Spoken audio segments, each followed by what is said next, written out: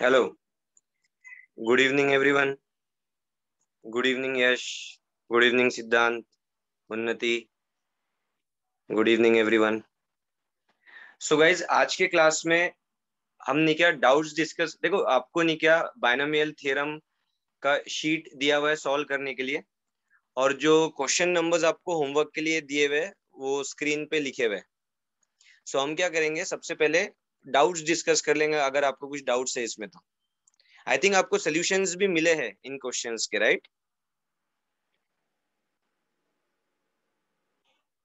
या ओके। तो माइट भी कोई सोल्यूशन शॉर्ट में दिया हो, आपको समझ में नहीं आ रहा हो, या मतलब कोई भी दिक्कत हो आपको कोई क्वेश्चन में, तो हम वो डिस्कस कर लेंगे सबसे पहले। So first of all we will clear all your doubts regarding this sheet. इसमें एक I think couple of logarithm के क्वेश्चंस है। सो क्योंकि आपको लॉगरिथम का कंसेप्ट नहीं पता है तो वो क्वेश्चन हम स्किप कर देंगे। वैसे सोल्यूशन आपको उसका प्रोवाइड किया गया है, वो आप चेक कर सकते हो। But if you are not able to understand it, कोई प्रॉब्लम नहीं है, जब लॉगरिथम का टॉपिक हो जाएगा तो उसके भी कंसेप्ट्स आपको क्लियर हो जाएंगे। Okay, cool. हाँ, अगर आपसे हो रहा है solve, well and good. Okay, नहीं सॉल्व हो रहा है तो हम ये कर सकते हैं, लॉगरिथम के questions after the class we can discuss them, after this class, ठीक है, we can discuss them. So first of all guys, हम क्या करेंगे, जो भी डाउट्स है आपके शीट में वो हम कंप्लीट करेंगे। उसके बाद में अगर कुछ टाइम बचता है, लाइक 8:30 तक हमारा क्लास है, तो अगर कुछ टाइम बचता है तो आपने आई थिंक वैट दिया है ये वीक, तो उसके जो भी डाउट्स है वो हम डिस्कस कर लेंगे। Is it okay with everyone?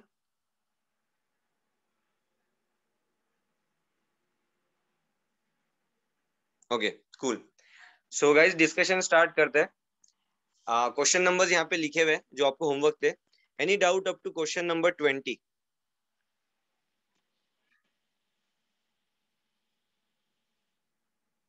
Okay, 19th में डाउट आ रहा है, 20 में डाउट आ रहा है। Okay guys, can you raise your hand?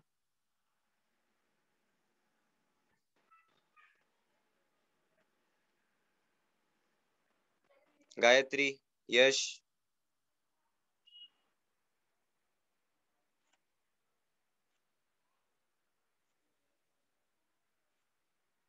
Gayatri unmute कर लो। Hello, sir. Yeah you have doubt in question number 19. Okay. Sir, means in that question I have got the answer 9, but how means I have got till n is equal to 9, but after that okay I've got stuck up. Okay okay, ठीक है, कोई problem नहीं। Can you just read that question? Yes, sir. The first three terms in the expansion of 1 plus ax raised to n, where n is not equal to 0, are 1, comma 6x and 16x square. Then okay, the just a value of second, just a a second, and या just a second. So expansion आपको क्या, guys 19 question हम discuss कर रहे हैं। Okay, expansion आपको क्या दिया है, 1 plus a x to the power n, right? इसका एक्सपांशन दिया है ना? और आपको 3 टर्म्स दिए हुए, राइट गायत्री? अनम्यूट रखो, अनम्यूट रखो गायत्री। yes, sir. हाँ, जब तक क्वेश्चन पूरा नहीं होता है अनम्यूट रखो। सो पहले Yes, sir. 3 टर्म्स दिए। अच्छा, मुझे Yes. बताना इसके एक्सपांशन में फर्स्ट 3 टर्म्स क्या आ जाएंगे? मान लो इसको आप एक्सपांड कर रहे हो तो फर्स्ट 3 टर्म्स क्या आ जाएंगे? NC0 into AX raised to 0.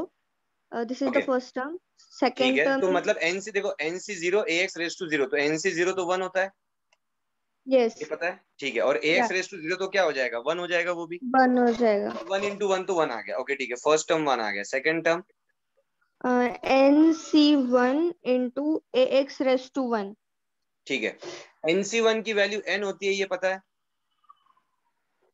Yes. नहीं पता तो ठीक है। अच्छा देखो क्या करना गाइस, वैसे आपको फॉर्मूला तो पता है ना, एनसीआर इक्वल्स टू, आपको फॉर्मूला सब पता है। बहुत बार जो वैल्यूज रिपीट होती है वो होती है एनसी जीरो, मतलब काफी बार आता है, एनसी वन काफी बार आता है, तो आप डायरेक्टली मतलब वैसे फॉर्मूले से तो निकाल ही सकते हो, इतना टाइम नहीं लगेगा। बट एनसी जीरो 1 होता है और एनसी वन आपकी वैल्यू n होती है, इतना आप ध्यान रख सकते हो तो क्विक कैलकुलेशन के लिए, और कुछ नहीं। ओके, सो एनसी वन आपने बोला, तो एनसी वन की जगह तो मैं लिख देता हूँ यहाँ पे n। ओके, और नेक्स्ट टर्म क्या आएगा, एक्स का पावर 1 आ जाएगा, हाँ. मतलब सॉरी नेक्स्ट टर्म नहीं, यहीं पे। सो ये AX n raised into to A 1 x हो आ जाएगा, जाएगा. राइट? हाँ, Yes. Correct, good. Third term क्या आएगा बोलो? NC2 into AX raised to 2. Okay very good. अब NC2 की वैल्यू कैलकुलेट कर लेते हैं। तो NC मैंने क्विक कैलकुलेशन बताया था NCR का, तो NC2 है तो हमने क्या दो टर्म्स लिख लेंगे, n into n minus one, और नीचे हम लिख लेंगे 2 इंटू वन। वो याद है मैंने बताया था कैसे इसको लिखते हैं, Yes. या एक्सप्लेन करूँ फिर से? No, sir. I know. ठीक है ओके। तो हम NC2 की जगह लिख देंगे n into n minus one divide by two, 2 into one 2 हो जाएगा, और ax स्क्वायर को हम a स्क्वायर x स्क्वायर लिख देंगे। सो यहाँ तक Yes. अगर क्लियर हो गया है तो मैं यहाँ पे फिर वो नोट कर देता हूँ। सो इधर आ जाएगा आपका plus n into n minus one divided by two into a square into x square, और आगे के जो टर्म्स है वो तो चलते रहेंगे, ठीक है। Yes, अब sir. आपने बोला क्वेश्चन में ये तीन टर्म्स की वैल्यू हमें गिवन है, तो फर्स्ट टर्म कितना दे रखा है, वन ही दिया होगा उन्होंने, Yes. Right. Second second is term कितना दिया, 6x and six x 16x square. 16x square, okay. So ये तो आपको क्लियर हो गया होगा। अगर हम कंपेयर करें सेकंड टर्म को, तो NAX should be equal to 6x, तो वहां से n into a equal to आ जाएगा 6, Yes, राइट। sir. ओके। और अगर हम थर्ड टर्म को कंपेयर करें, सो आप चेक करोगे n into n minus one divided by two into a square, that will be equal to 16। Yes, sir. ओके ठीक है। अब देखो दो इक्वेशन, दोनों हमारे पास दोनों की वैल्यू आ जाएगी एन और ए की। क्वेश्चन में वही पूछा है, एन और ए की वैल्यूज ही पूछी है। Yes, sir. Okay cool. तो मुझे ये बताओ, अच्छा स्क्रीन मतलब क्लियर है ना, या इसको मतलब जूम आउट करूँ, No, sir. या It's fine. It's perfect? Okay हाँ। Yeah. तो यहाँ पे हाँ जूम इन जूम आउट करने की जरूरत होगी गाइस, तो बोल देना। आई होप सो अभी सभी को स्क्रीन अच्छे से दिख रही होगी। ओके तो अब मुझे बताओ, दो इक्वेशन दो अननोन, कैसे फाइंड करें एन और ए की value? Either by substituting a is equal to 6 upon n in this second equation, okay or ठीक है, हाँ, ठीक है ना, चलो ठीक है वैसा कर देते हैं। hmm, ए के जगह हम लिख देते हैं 6 6/n, upon और n. वो हम सब्स्टिट्यूट कर देते हैं यहाँ पे। सो Yes, आपका sir. इक्वेशन क्या हो जाएगा, n into n minus one upon two, a square की जगह आ जाएगा आपका 36/n स्क्वायर, right. 36 by n square. Yes. Okay equal to 16, ये आ गया। अब n जीरो नहीं बोला, ठीक है, तो ये मतलब वो तो हमें पता है, क्वेश्चन में दिया है ये, तो n और n तो कट हो जाएगा एक। Yes. तो बेसिकली वेरिएबल क्या बचेगा, अगर मैं सोचूं तो n minus one by n बचेगा, ठीक है। Yes. अब मैं नंबर्स को वहां पे मतलब क्रॉस मल्टीप्लाई कर, तो 16 इंटू टू आ जाएगा और अपॉन 36 आ जाएगा। 36 आ जाएगा. ओके रिड्यूस कर लेते हैं। So n minus one by n will be equal to, अगर आप चेक करोगे 4 से मैं अगर डिवाइड करूं तो 4 4 जा 4, 9 जा आ जाएगा, 9 तो सा. बेसिकली 8/9 आ रहा है ना गायत्री? Yes, sir. ओके अब देखो कंपेयर करके सीधा बोल सकते हो n की वैल्यू 9 होगी, नहीं भी ध्यान में आया तो क्रॉस मल्टीप्लाई कर 9 लो। होगी. 9n minus nine is equals to 8n। अगर आप शिफ्ट Yes. करोगे तो बेसिकली n इक्वल टू 9 आ जाएगा, ऐसा भी बोल सकते 9 आ जाएगा. हो, है ना। अब n Yes, equal to I 9 got आ it. गया, अब a की वैल्यू कैसे फाइंड करें? So n Just we equal will to 9, substitute. हाँ हाँ. करेक्ट, हम यहाँ पे सब्स्टिट्यूट कर देंगे। Yeah. तो a So आ जाएगा 6 बाय actually, 9 मतलब I 2/3। means I got the value of n, but I didn't saw that we have to find the value of a, and therefore means I got stuck up okay that okay how come n की value 9 और 2 upon 3 कैसे क्या आ गई? Okay okay okay cool cool, no problem no problem.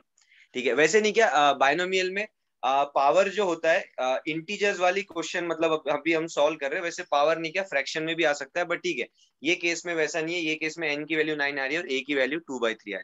ये clear हुआ? Yes, sir. Okay cool good, thank you Gayatri. Guys this was question number 19। Question number 20 में जैसे कुछ लोग बोल रहे हैं डाउट है, मैंने आपको बोला उसमें लॉग इन्वॉल्व है, सोल्यूशन आपको दिया हुआ है। फिर भी अगर आपको नहीं समझ में आ रहा है तो क्लास के बाद हम इसे डिस्कस करेंगे, क्योंकि फिर कुछ कंसेप्ट भी मुझे बताने होंगे आपको लॉगरिथम के, जो यहाँ पे यूज हो रहे हैं। इसके अलावा क्वेश्चन नंबर 20 तक कोई doubt guys? Okay no problem. आगे के डाउट फिर क्वेश्चन नंबर 25 तक कोई डाउट? ओके क्वेश्चन नंबर 22 काफी लोग बोल रहे हैं। Yash can you raise your hand? Ayush आपका रोल नंबर ऐड कर दो आपके इसमें। हाँ यश अनम्यूट कर लो। हाँ yes sir. Okay question number 22 एक बार रीड कर लो। सर आपके पास है क्या? मेरे को अभी साइन इन करना पड़ेगा। ओके ओके ठीक है कोई दिक्कत नहीं, मैंने क्या शीट, एक मिनट रुको, मेरे पास है वैसे शीट, मैं ओपन कर लेता हूँ, जस्ट अ सेकेंड।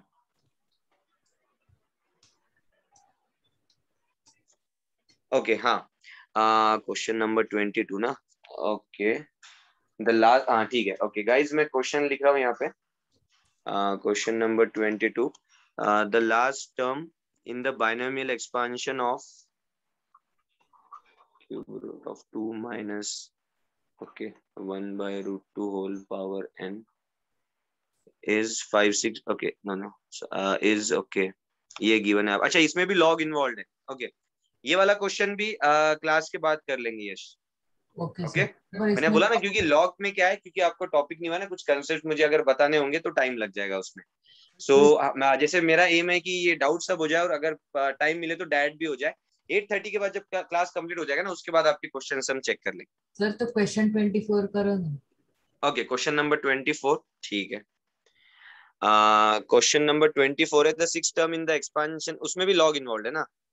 अच्छा, उसमें भी लॉग है, ओके। ठीक है, मैंने बोला ना कुछ क्वेश्चंस है जिसमें लॉग है, ठीक है।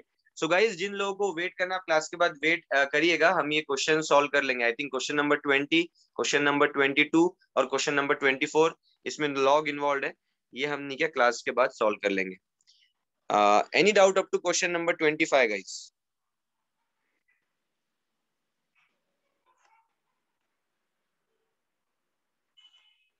Okay, any, okay, question number 21 कुछ लोग बोल रहे हैं। Okay, Parth, Parth can you raise your hand?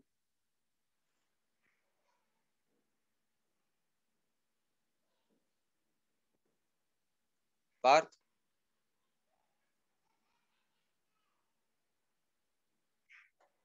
कुछ प्रॉब्लम है तो चैट में, ओके, प्रॉब्लम है, ओके ठीक है। क्वेश्चन नंबर 21 चेक कर लेते guys.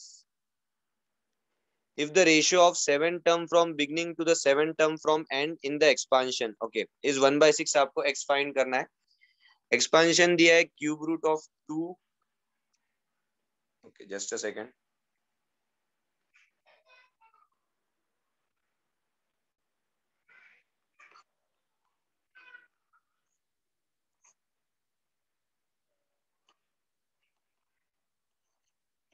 Okay, the ratio of 7 term from beginning to the 7 term from end in the expansion of this is 1/6, आपको x find करना है।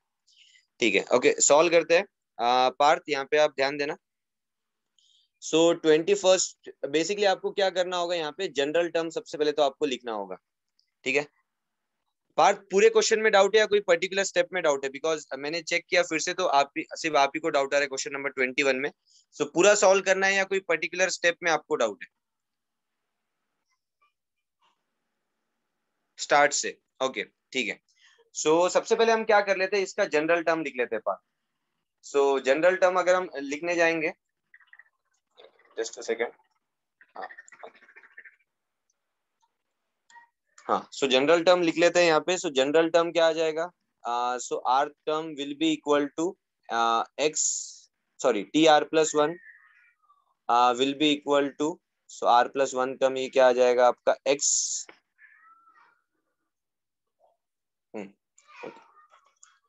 X c r, okay, multiplied by first term का power कितना आ जाएगा? अच्छा, क्यूब रूट ऑफ 2 क्या होता है? 2 का पावर 1/3। सो 2 का पावर 1/3 होल का पावर कितना आ जाएगा आपका? x माइनस आर आ जाएगा। तो मैं उसको ऐसा लिख दे रहा हूँ, x minus r by 3 multiplied by जो ये जो सेकेंड टर्म है उसका पावर आर आ जाएगा।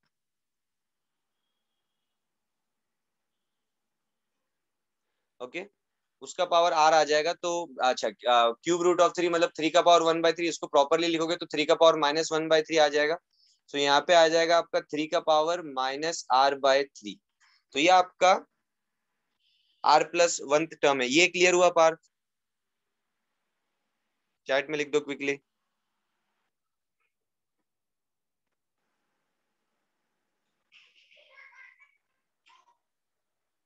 ओके, अब 7 टर्म फ्रॉम बिगनिंग और 7 टर्म फ्रॉम एंड। ओके, तो 7 टर्म फ्रॉम बिगनिंग मतलब आर की वैल्यू आप क्या पुट करोगे? 6 पुट करोगे। और 7 टर्म फ्रॉम एंड, अब देखो 7 टर्म फ्रॉम एंड सोचने का दो तरीका है। पहला ये कि टोटल टर्म्स होते मतलब कितने टर्म्स आ जाएंगे टोटल, क्योंकि पावर एक्स है तो एक्स प्लस 1 टर्म्स आ जाएंगे। तो ये x+1 टर्म बेसिकली क्या होगा, आपका लास्ट टर्म होगा, है ना। ओके तो आपको 7 टर्म फ्रॉम एंड दिखना है, तो r की वैल्यू, चलो पहले तो मैं न्यूमेटर वाला टर्म लिख देता हूँ। तो 7 टर्म फ्रॉम द बिगिनिंग, तो वो कितना आ जाएगा, xc6 2 to the power x minus 6/3 into 3 to the power minus 6/3। ठीक है, ये आ गया आपका। अब मुझे ये बताओ 7 टर्म फ्रॉम एंड, उसके लिए आप r की वैल्यू क्या पुट करोगे यहाँ, r की वैल्यू हमने क्या पुट करना चाहिए यहाँ पे, वो बताओ।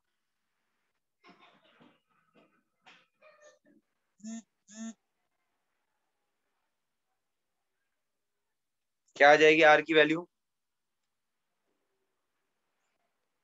x-6 पुट करना होगा, ये ध्यान में आ रहा है क्या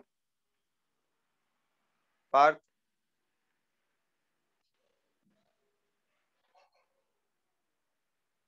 हेलो, ओके कूल। देखो नहीं ध्यान में आया तो आप क्या, चलो ठीक है, अगर ध्यान में आ गया तो कोई दिक्कत नहीं, नहीं ध्यान में आया तो फिर मैं एक और, नहीं ध्यान में आता मैं एक और मेथड बता देता। ओके तो r की वैल्यू रख दे आपने x-6, तो x-6+1, तो यहाँ पे क्या आ जाएगा, x-5 आ जाएगा। यहाँ पे अगर मैं लिख दूं तो x ये आ गया multiplied by 2 to the power, अब यहाँ पे आ जाएगा आपका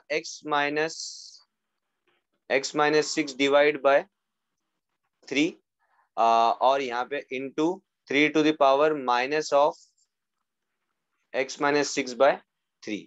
ठीक है, ये आ गया। अब इसको सॉल्व करते हैं आगे। सो ये तो आपको क्लियर होगा, ये वाला टर्म आपका कैंसिल आउट हो जाएगा, because NCR is equals to NCn-r, तो ये दो टर्म्स कैंसिल आउट हो जाएंगे। ओके नेक्स्ट स्टेप, सिंप्लीफिकेशन कर लेते हैं सबसे पहले तो 2 टू द पावर क्या आ जाएगा आपका, अगर मैं लिखूं यहाँ पे तो x/3 माइनस 6/3 आ जाएगा आपका 2, ये 2 का पावर आ रहा है, इंटू 3 का पावर आ रहा है यहाँ पे -2। डिनोमिनेटर अगर आप चेक करोगे तो 2 का पावर कितना आएगा, x-x तो कैंसिल आउट हो जाएगा बेसिकली, तो 6/3 वो आ जाएगा 2, इंटू 3 का पावर क्या आ जाएगा आपका, चलो ठीक है वैसे रहने देते हैं, माइनस ऑफ, या ठीक है प्लस कर देंगे, तो -x/3 प्लस 2 आ जाएगा। ओके ये स्टेप तक क्लियर है Partha?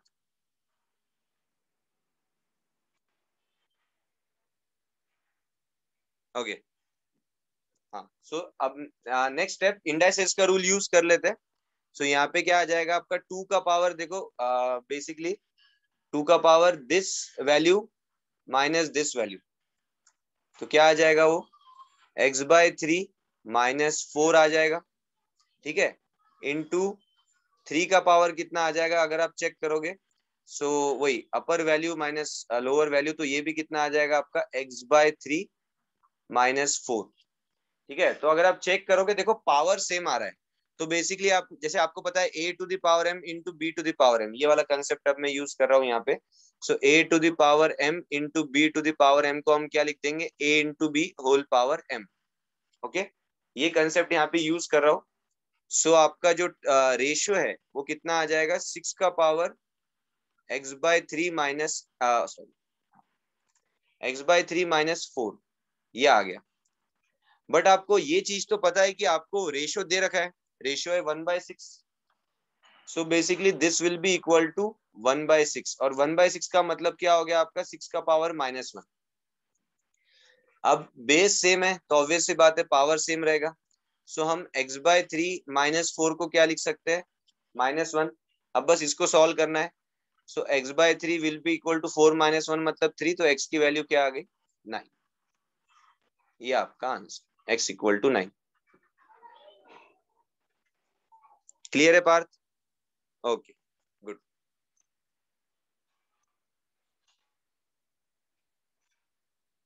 Guys I hope so ये क्वेश्चन सभी को क्लियर हो गया होगा।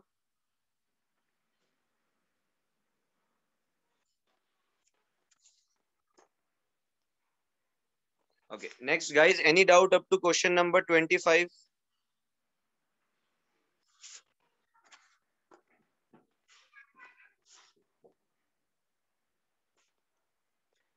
Any doubt up to question number 30?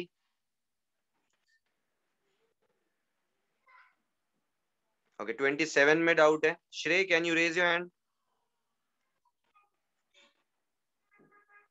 Unmute कर लो Shrey. Yes sir. Okay guys, question number 27 check करो सभी। जस्ट जस्ट जस्ट हाँ, question number 27 I will read out the question. The term independent of y in the expansion of, ठीक है, आपको एक expansion दे रखा है, आपको पूछा है कौन सा टर्म जो है that will be independent of y। मैं नोट कर लेता हूं यहाँ पे।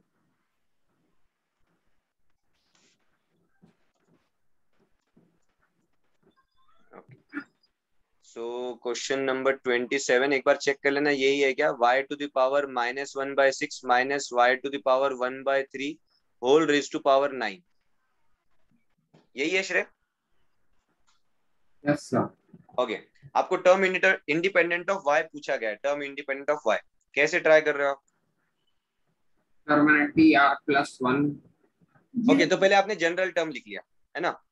हाँ so TR+1 is equal to basically क्या आ जाएगा, 9CR, और y का पावर -1/6 है तो उसका पावर क्या आ 9 जाएगा आपका, माइनस 9 - R, करेक्ट, और माइनस y 1/3 होल पावर आपका आ जाएगा R।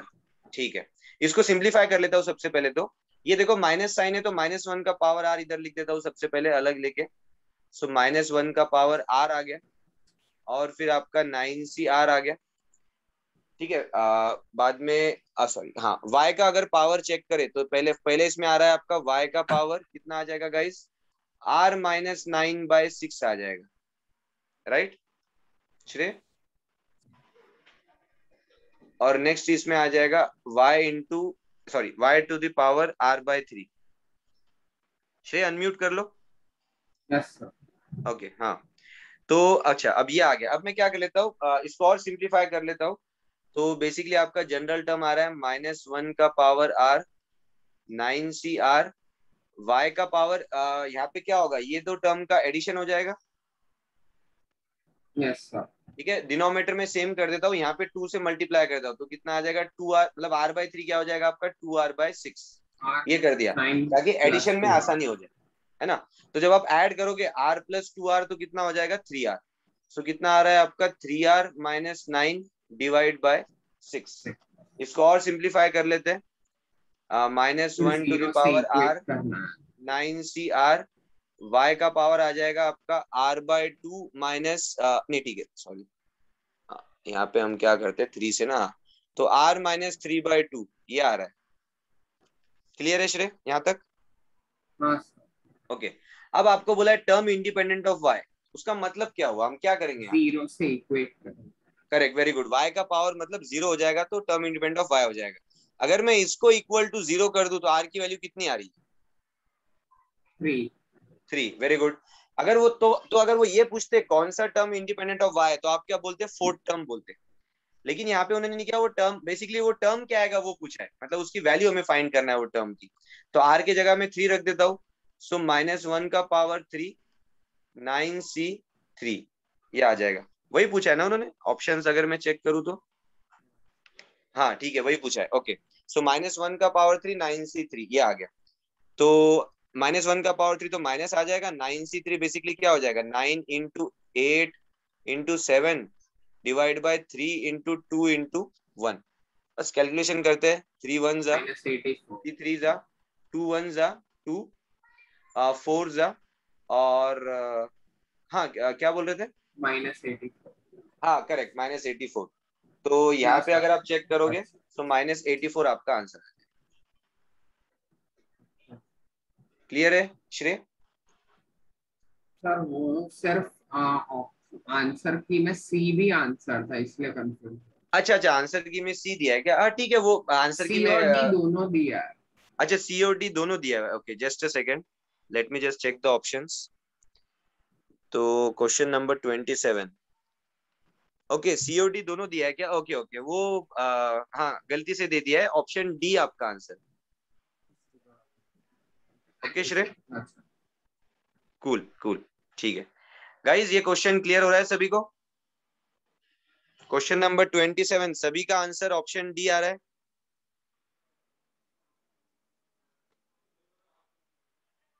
ओके अगर डाउट है Anuj you can raise your hand. Yash आपका डाउट मैं क्लियर कर देता हूँ। तो आपने जो बोला ना -1 का पावर r क्यों लिया है, तो याद तो नहीं किया? काफी बार क्या होता है कि डायरेक्ट मतलब ये कंसेप्ट आप याद रखते हो, मतलब या तो अगर आप एक्सपांशन याद रख रहे हो x minus y whole power n, तब डायरेक्ट -1 का पावर r लिखते हो यहाँ पे। नहीं तो अगर आप उस तरीके से याद नहीं रख रहे हो, तो जिस तरीके से मैंने सॉल्व किया, देखो यहाँ पे क्या आ रहा है, -y का पावर 1/3 आ रहा है। तो इसको आप ऐसा सोच सकते हो, -1 इंटू वाई का पावर 1/3। अब इंडाइसेस का रूल आपको पता है, a into b whole power m क्या हो जाएगा, a का पावर m इंटू बी का पावर m। तो बेसिकली वो a का पावर m मतलब -1 का पावर r मैंने यहाँ पे साइड में लिख दिया। क्लियर हुआ यश? चैट में लिख दो एक बार।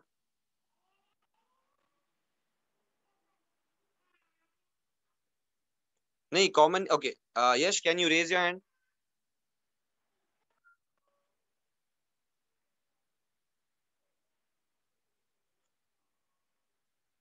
सो बाइनोमियल थ्योरम के शीट में गाइस, हाँ अनम्यूट कर लो यश। हम क्वेश्चन नंबर 27 ये सॉल्व कर रहे थे। Yes sir. ओके देखो, मैं एक चीज आपको एक्सप्लेन कर देता हूँ क्विकली। आपने x plus y whole power n जो होता है, इसमें तो आपने जनरल टर्म याद रखा है क्या होता है ना। जनरल टर्म क्या होता है आपका, NCR x to the power n minus r y to the power r। ये क्लियर है आपको?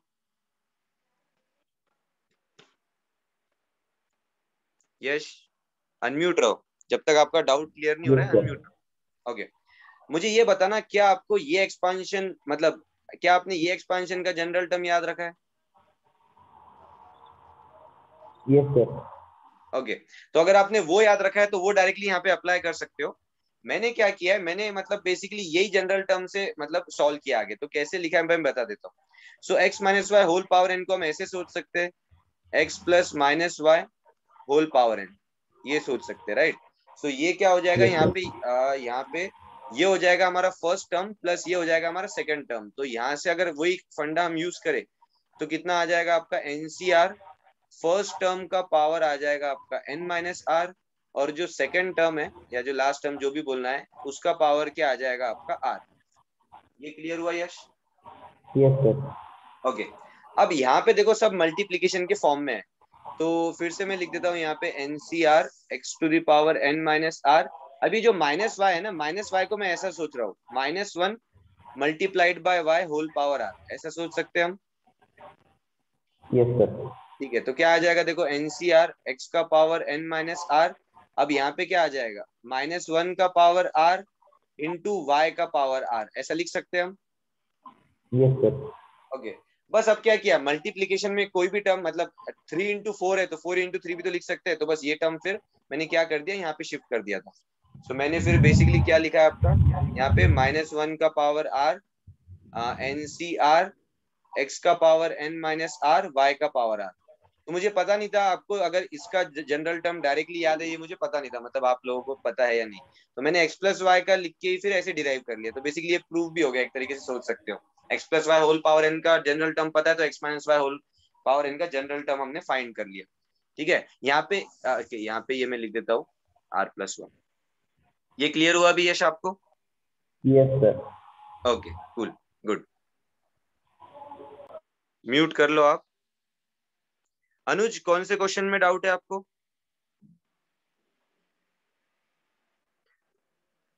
Dhananjay can you raise your hand?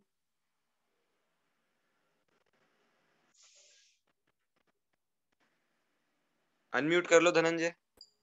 Yes sir. Sir हाँ कौन से क्वेश्चन में डाउट है आपको? 28? Yes sir. Okay can you just read that question once guys? Question number 28 check करो।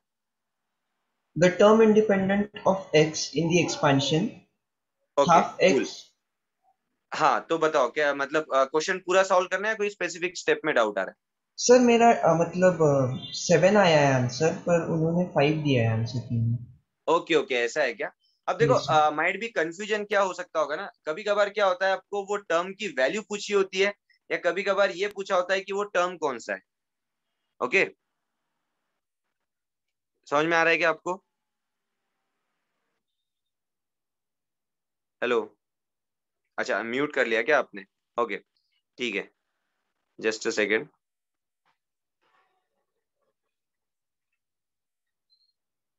हाँ, अनम्यूट कर लो Dhananjay. Yes sir, sorry sir.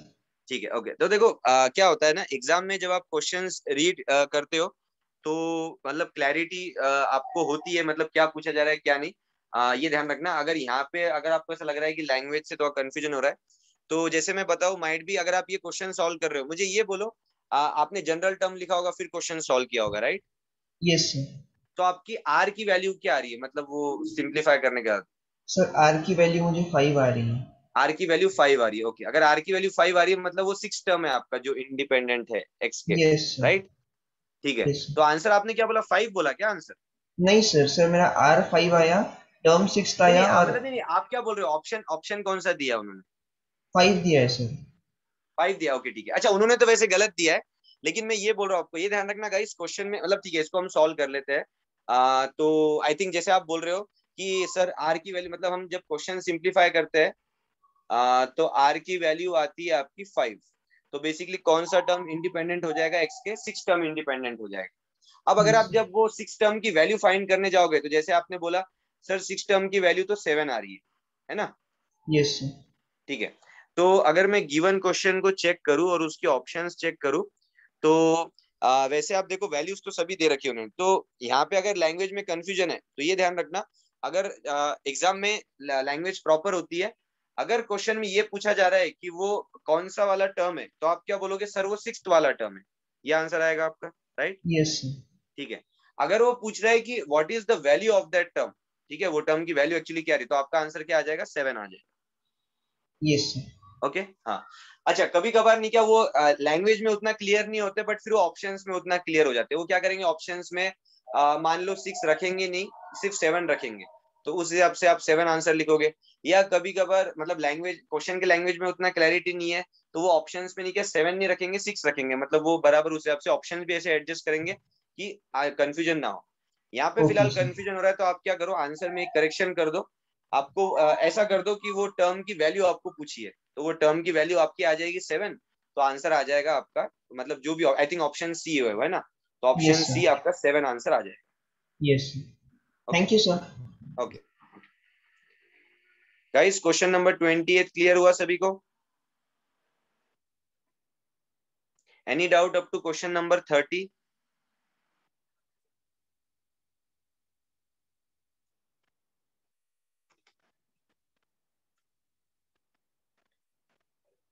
Any doubt up to question number 35?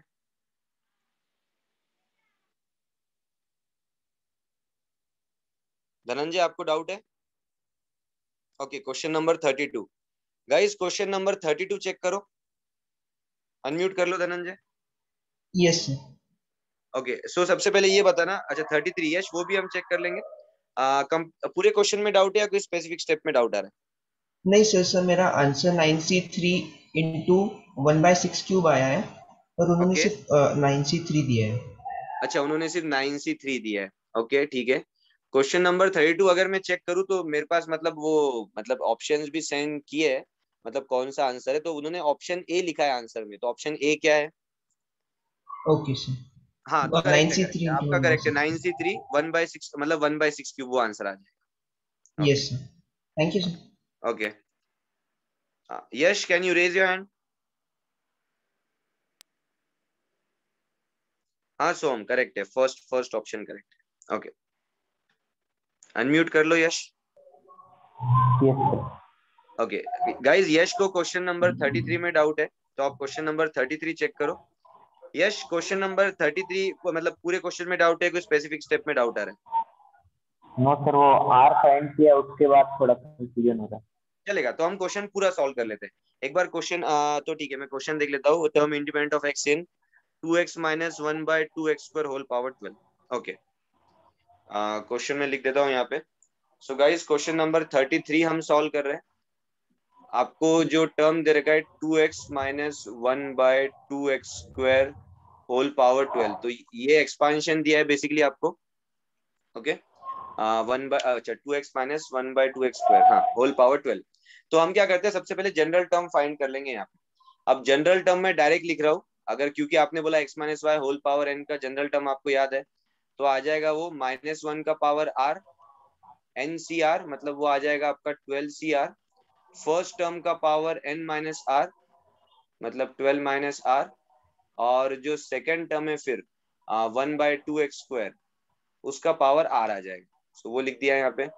Simplify कर लेते हैं। -1 का पावर r 12cr। अब यश मैं क्या कर रहा हूँ, पहले 2 के टर्म्स लिख दे रहा हूँ सब। तो देखो 2 का पावर कितना आ जाएगा यहाँ पे, 12 माइनस आर, और यहाँ पे अगर आप चेक करोगे 2 का पावर डिनोमिनेटर में 2 का पावर r आ जाएगा। ये ध्यान में आया यश, कैसे लिखा है? Yes sir. सिमिलरली x का पावर न्यूमेटर में वो यहाँ से आएगा, वो आ जाएगा आपका 12 माइनस आर, और यहाँ पे डिनोमिनेटर में अगर आप चेक करोगे x का पावर कितना आ जाएगा, 2r आ जाएगा। ठीक है, सो जनरल टर्म अगर मैं लिखूं तो फिर कितना आ रहा है, -1 का पावर r और 12cr। अगर 2 का पावर आप चेक करोगे तो 2 का पावर आ जाएगा आपका 12 माइनस 2r, इंटू एक्स का पावर अगर आप चेक करोगे तो x का पावर आ जाएगा आपका 12 माइनस 3r। तो ये बेसिकली आपका जनरल टर्म बन रहा है।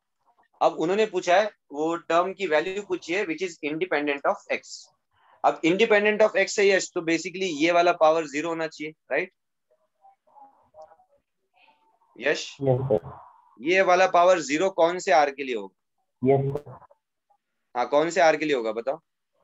Sir r = 4। r equals to 4। Good. तो हम क्या करते हैं, r इक्वल टू 4 पुट कर देते हैं यहाँ पे। तो जब हम r इक्वल टू 4 पुट करेंगे, मतलब बेसिकली हम फिफ्थ टर्म फाइंड कर रहे हैं, तो r इक्वल टू 4 पुट कर दो। -1 का पावर 4 तो कितना हो, तो +1 हो जाएगा, तो वो लिखने की जरूरत नहीं, राइट। 12c4 लिख देता हूँ यहाँ पे, मल्टीप्लाइड बाय 2 का पावर कितना आएगा। अब r की जगह आपने 4 रखा है, तो 2 × 4 8, 12 माइनस 8 कितना आ जाएगा, 4। तो ये आ जाएगा आपका फिफ्थ टर्म। यश ओके। अब नहीं क्या, इसको आई थिंक उन्होंने सिंप्लीफाई करके आपको आंसर दिया है। ठीक है, तो सिंप्लीफाई कर लेते हैं। तो 12c4 बेसिकली कितना हो जाएगा, 12 × 11 × 10 × 9 डिवाइड बाय 4 × 3 × 2 × 1। 495 सर। अच्छा, आ रहा है क्या आंसर 4 × 6? तो 495 आ रहा है आपका आंसर। Yes sir. ठीक है, उन्होंने क्या आंसर दिया है, मैं कैलकुलेशन चेक कर लूं क्या एक बार? मैं कैलकुलेशन चेक कर लेता हूँ यश, कैलकुलेशन चेक कर लेता हूँ, कभी कभार कैलकुलेशन मिस्टेक हो जाता है, कोई दिक्कत नहीं है। तो ठीक है, यहाँ पे 4 1 जा 4, 4 जा 2 1 जा 2 2 जा, और अगर आप चेक करोगे, आ रहा है कैलकुलेशन। ठीक है, एक बार 1 मिनट में कैलकुलेशन कर लेता हूँ। 3 1 जा 3 3 जा, ये आ गया। ठीक है, सो अगर मैं नोट करूँ यहाँ पे, सो कितना आ जाएगा, 12 × 11 × 10 इंटू 3 है यहाँ पे, और यहाँ पे 2 है, तो 3 2 जा 6, ये लिख देता हूँ। ठीक है, तो अगर आप मल्टीप्लाई करोगे तो कितना आ रहा है चेक करो। आई थिंक 5 तो नहीं आएगा लास्ट में, लास्ट में तो 0 आना चाहिए ना, मल्टीप्लाई बाय 10 कर रहे हो। 7920 आ रहा है क्या? 7920। ओके, 7920 आ रहा है ना। हाँ ठीक है, ठीक है, तो क्लियर हुआ। Yes sir. ओके, तो देखो ध्यान रखना, कैलकुलेशन मिस्टेक नहीं होना चाहिए, नहीं तो इतना क्वेश्चन सॉल्व करने के बाद भी एक तो गलत आंसर आ जाएगा, और मान लो ऑप्शन में भी रहा तो वो टिक कर दोगे तो -1 भी हो जाएगा। तो कैलकुलेशन मिस्टेक्स नहीं होनी चाहिए। आप जितने ज्यादा क्वेश्चंस प्रैक्टिस करोगे आपका कैलकुलेशन और बेटर होते जाएगा। Okay Yash, cool, thank you. Mute कर लो। Okay guys, any doubt up to question number 35?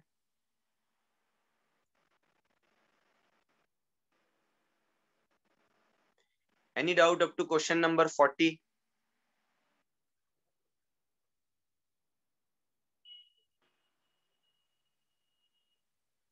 तो पहला तो जो सेट है that is up to question number 42.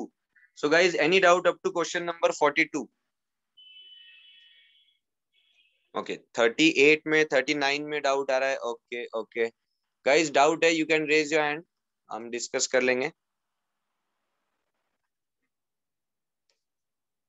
Okay, समीक्षा अनम्यूट कर लो। Sir, there is doubt in question number 41. अच्छा, 41 में डाउट है। ओके, सो 38 में सोहम को डाउट है, 39 में यश को डाउट है, 42 मधुरा, और समीक्षा आपने कौन सा बोला, 42 बोला 41? ओके, समीक्षा अनम्यूट कर लो। Sir, 41. 41 में डाउट है। ओके गाइस, 41 क्वेश्चन चेक करो, can you read that question समीक्षा?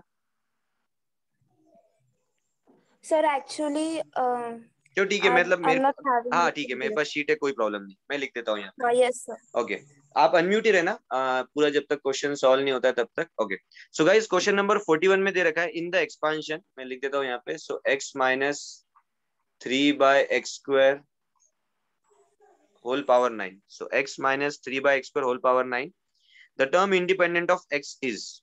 ओके, समीक्षा मेथड बताओ, स्टेप्स बताओ कैसे सॉल्व करेंगे इसे। हेलो समीक्षा। Sir, I'm not. Voice is cracking, sir. ओके ठीक है, Okay. कोई दिक्कत नहीं। गाइस मतलब स्क्रीन क्लियर है, मेरी आवाज क्लियर है या कुछ प्रॉब्लम आ रहा है? आप चैट में रिप्लाई कर सकते हो गाइस। ओके क्लियर है। समीक्षा ओके ठीक है, माइट भी आपके इधर कनेक्टिविटी इश्यू होगा। चलो मैं लिख देता हूँ यहाँ पे। तो देखो ऐसे इसमें क्या करना है, जनरल टर्म फाइंड कर लो आप सबसे पहले। ठीक है, तो जनरल टर्म क्या आ जाएगा आपका, x minus y whole power n का एक्सपांशन है, तो -1 का power r NCR। First term का पावर आ जाएगा आपका n माइनस r, और आपका जो लास्ट टर्म है उसका पावर आ जाएगा r। ठीक है, इसको सिंप्लीफाई करते हैं अब। सो -1 का पावर r 9CR, x का पावर जो है यहाँ पे 9 माइनस r। यहाँ पे अगर मैं टर्म चेक करूँ तो 3 का पावर आ जाएगा आपका r, और x का पावर डिनोमिनेटर में वो मैं इसके साथ लिख देता हूँ, x के टर्म के साथ लिख देता हूँ। ठीक है ना, सिंप्लीफिकेशन आसान हो जाए। सो ये आ गया। तो फाइनली जो आपका जनरल टर्म बन के आ रहा है, -1 का पावर r, और फिर 9CR, फिर 3 का पावर r।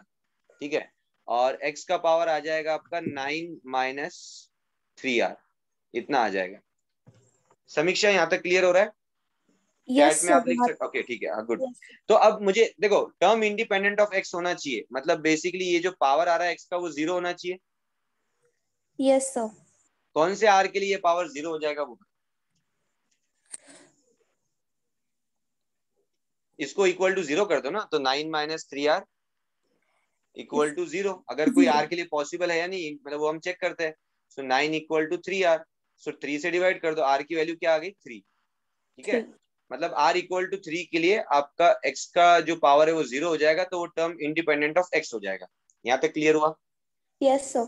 ठीक है, तो बेसिकली वो फोर्थ टर्म होगा, r की वैल्यू 3 हम रख देते हैं, तो फोर्थ टर्म क्या आ जाएगा आपका, -1 का पावर 3 9C3 इंटू 3 का पावर 3। 3. उसको लिख देते हैं अब। -1 का पावर 3, वो तो -1 हो जाए तो नेगेटिव साइन देता हूँ। 9C3 क्या हो जाएगा, 9 into 8 into 7 divide by 3 into 2 into 1, और 3 क्यूब बेसिकली उसको मैं लिख देता हूँ 27 यहाँ।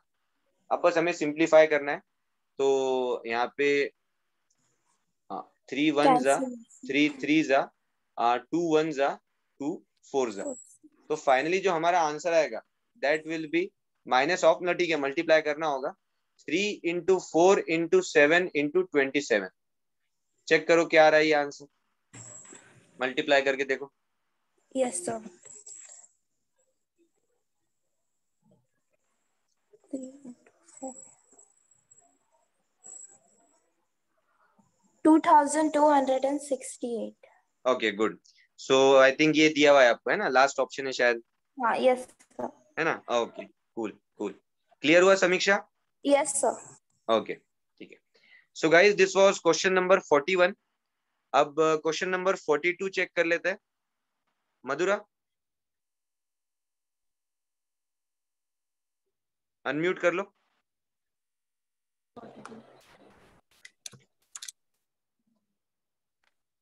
मधुरा यस सर। ओके, मैं क्वेश्चन लिख देता हूँ। गाइस क्वेश्चन नंबर 42 चेक करो, आपको दिया हुआ है इन द एक्सपांशन ऑफ, और जो आपको एक्सपांशन गिवन है वो है x plus 1/x whole raise to power 2n, ये दिया है आपको। n belongs to natural number, वो the term independent of x is, और आपको कुछ ऑप्शंस गिवन है वहां पे। ठीक है, हाँ मधुरा ये क्वेश्चन में वो टर्म मतलब r की वैल्यू पता चल गई क्या, कौन सा आ रहा है इंडिपेंडेंट ऑफ x? नहीं सर। ओके ठीक है, हम सॉल्व करते देखो। तो ये तो ध्यान में आ रहा है, जनरल टर्म फाइंड करना होगा। हाँ।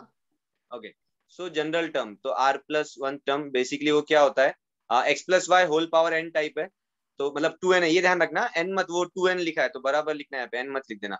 सो 2n cr फर्स्ट टर्म का पावर आ जाएगा 2n माइनस r, और जो लास्ट टर्म है उसका पावर आ जाएगा r।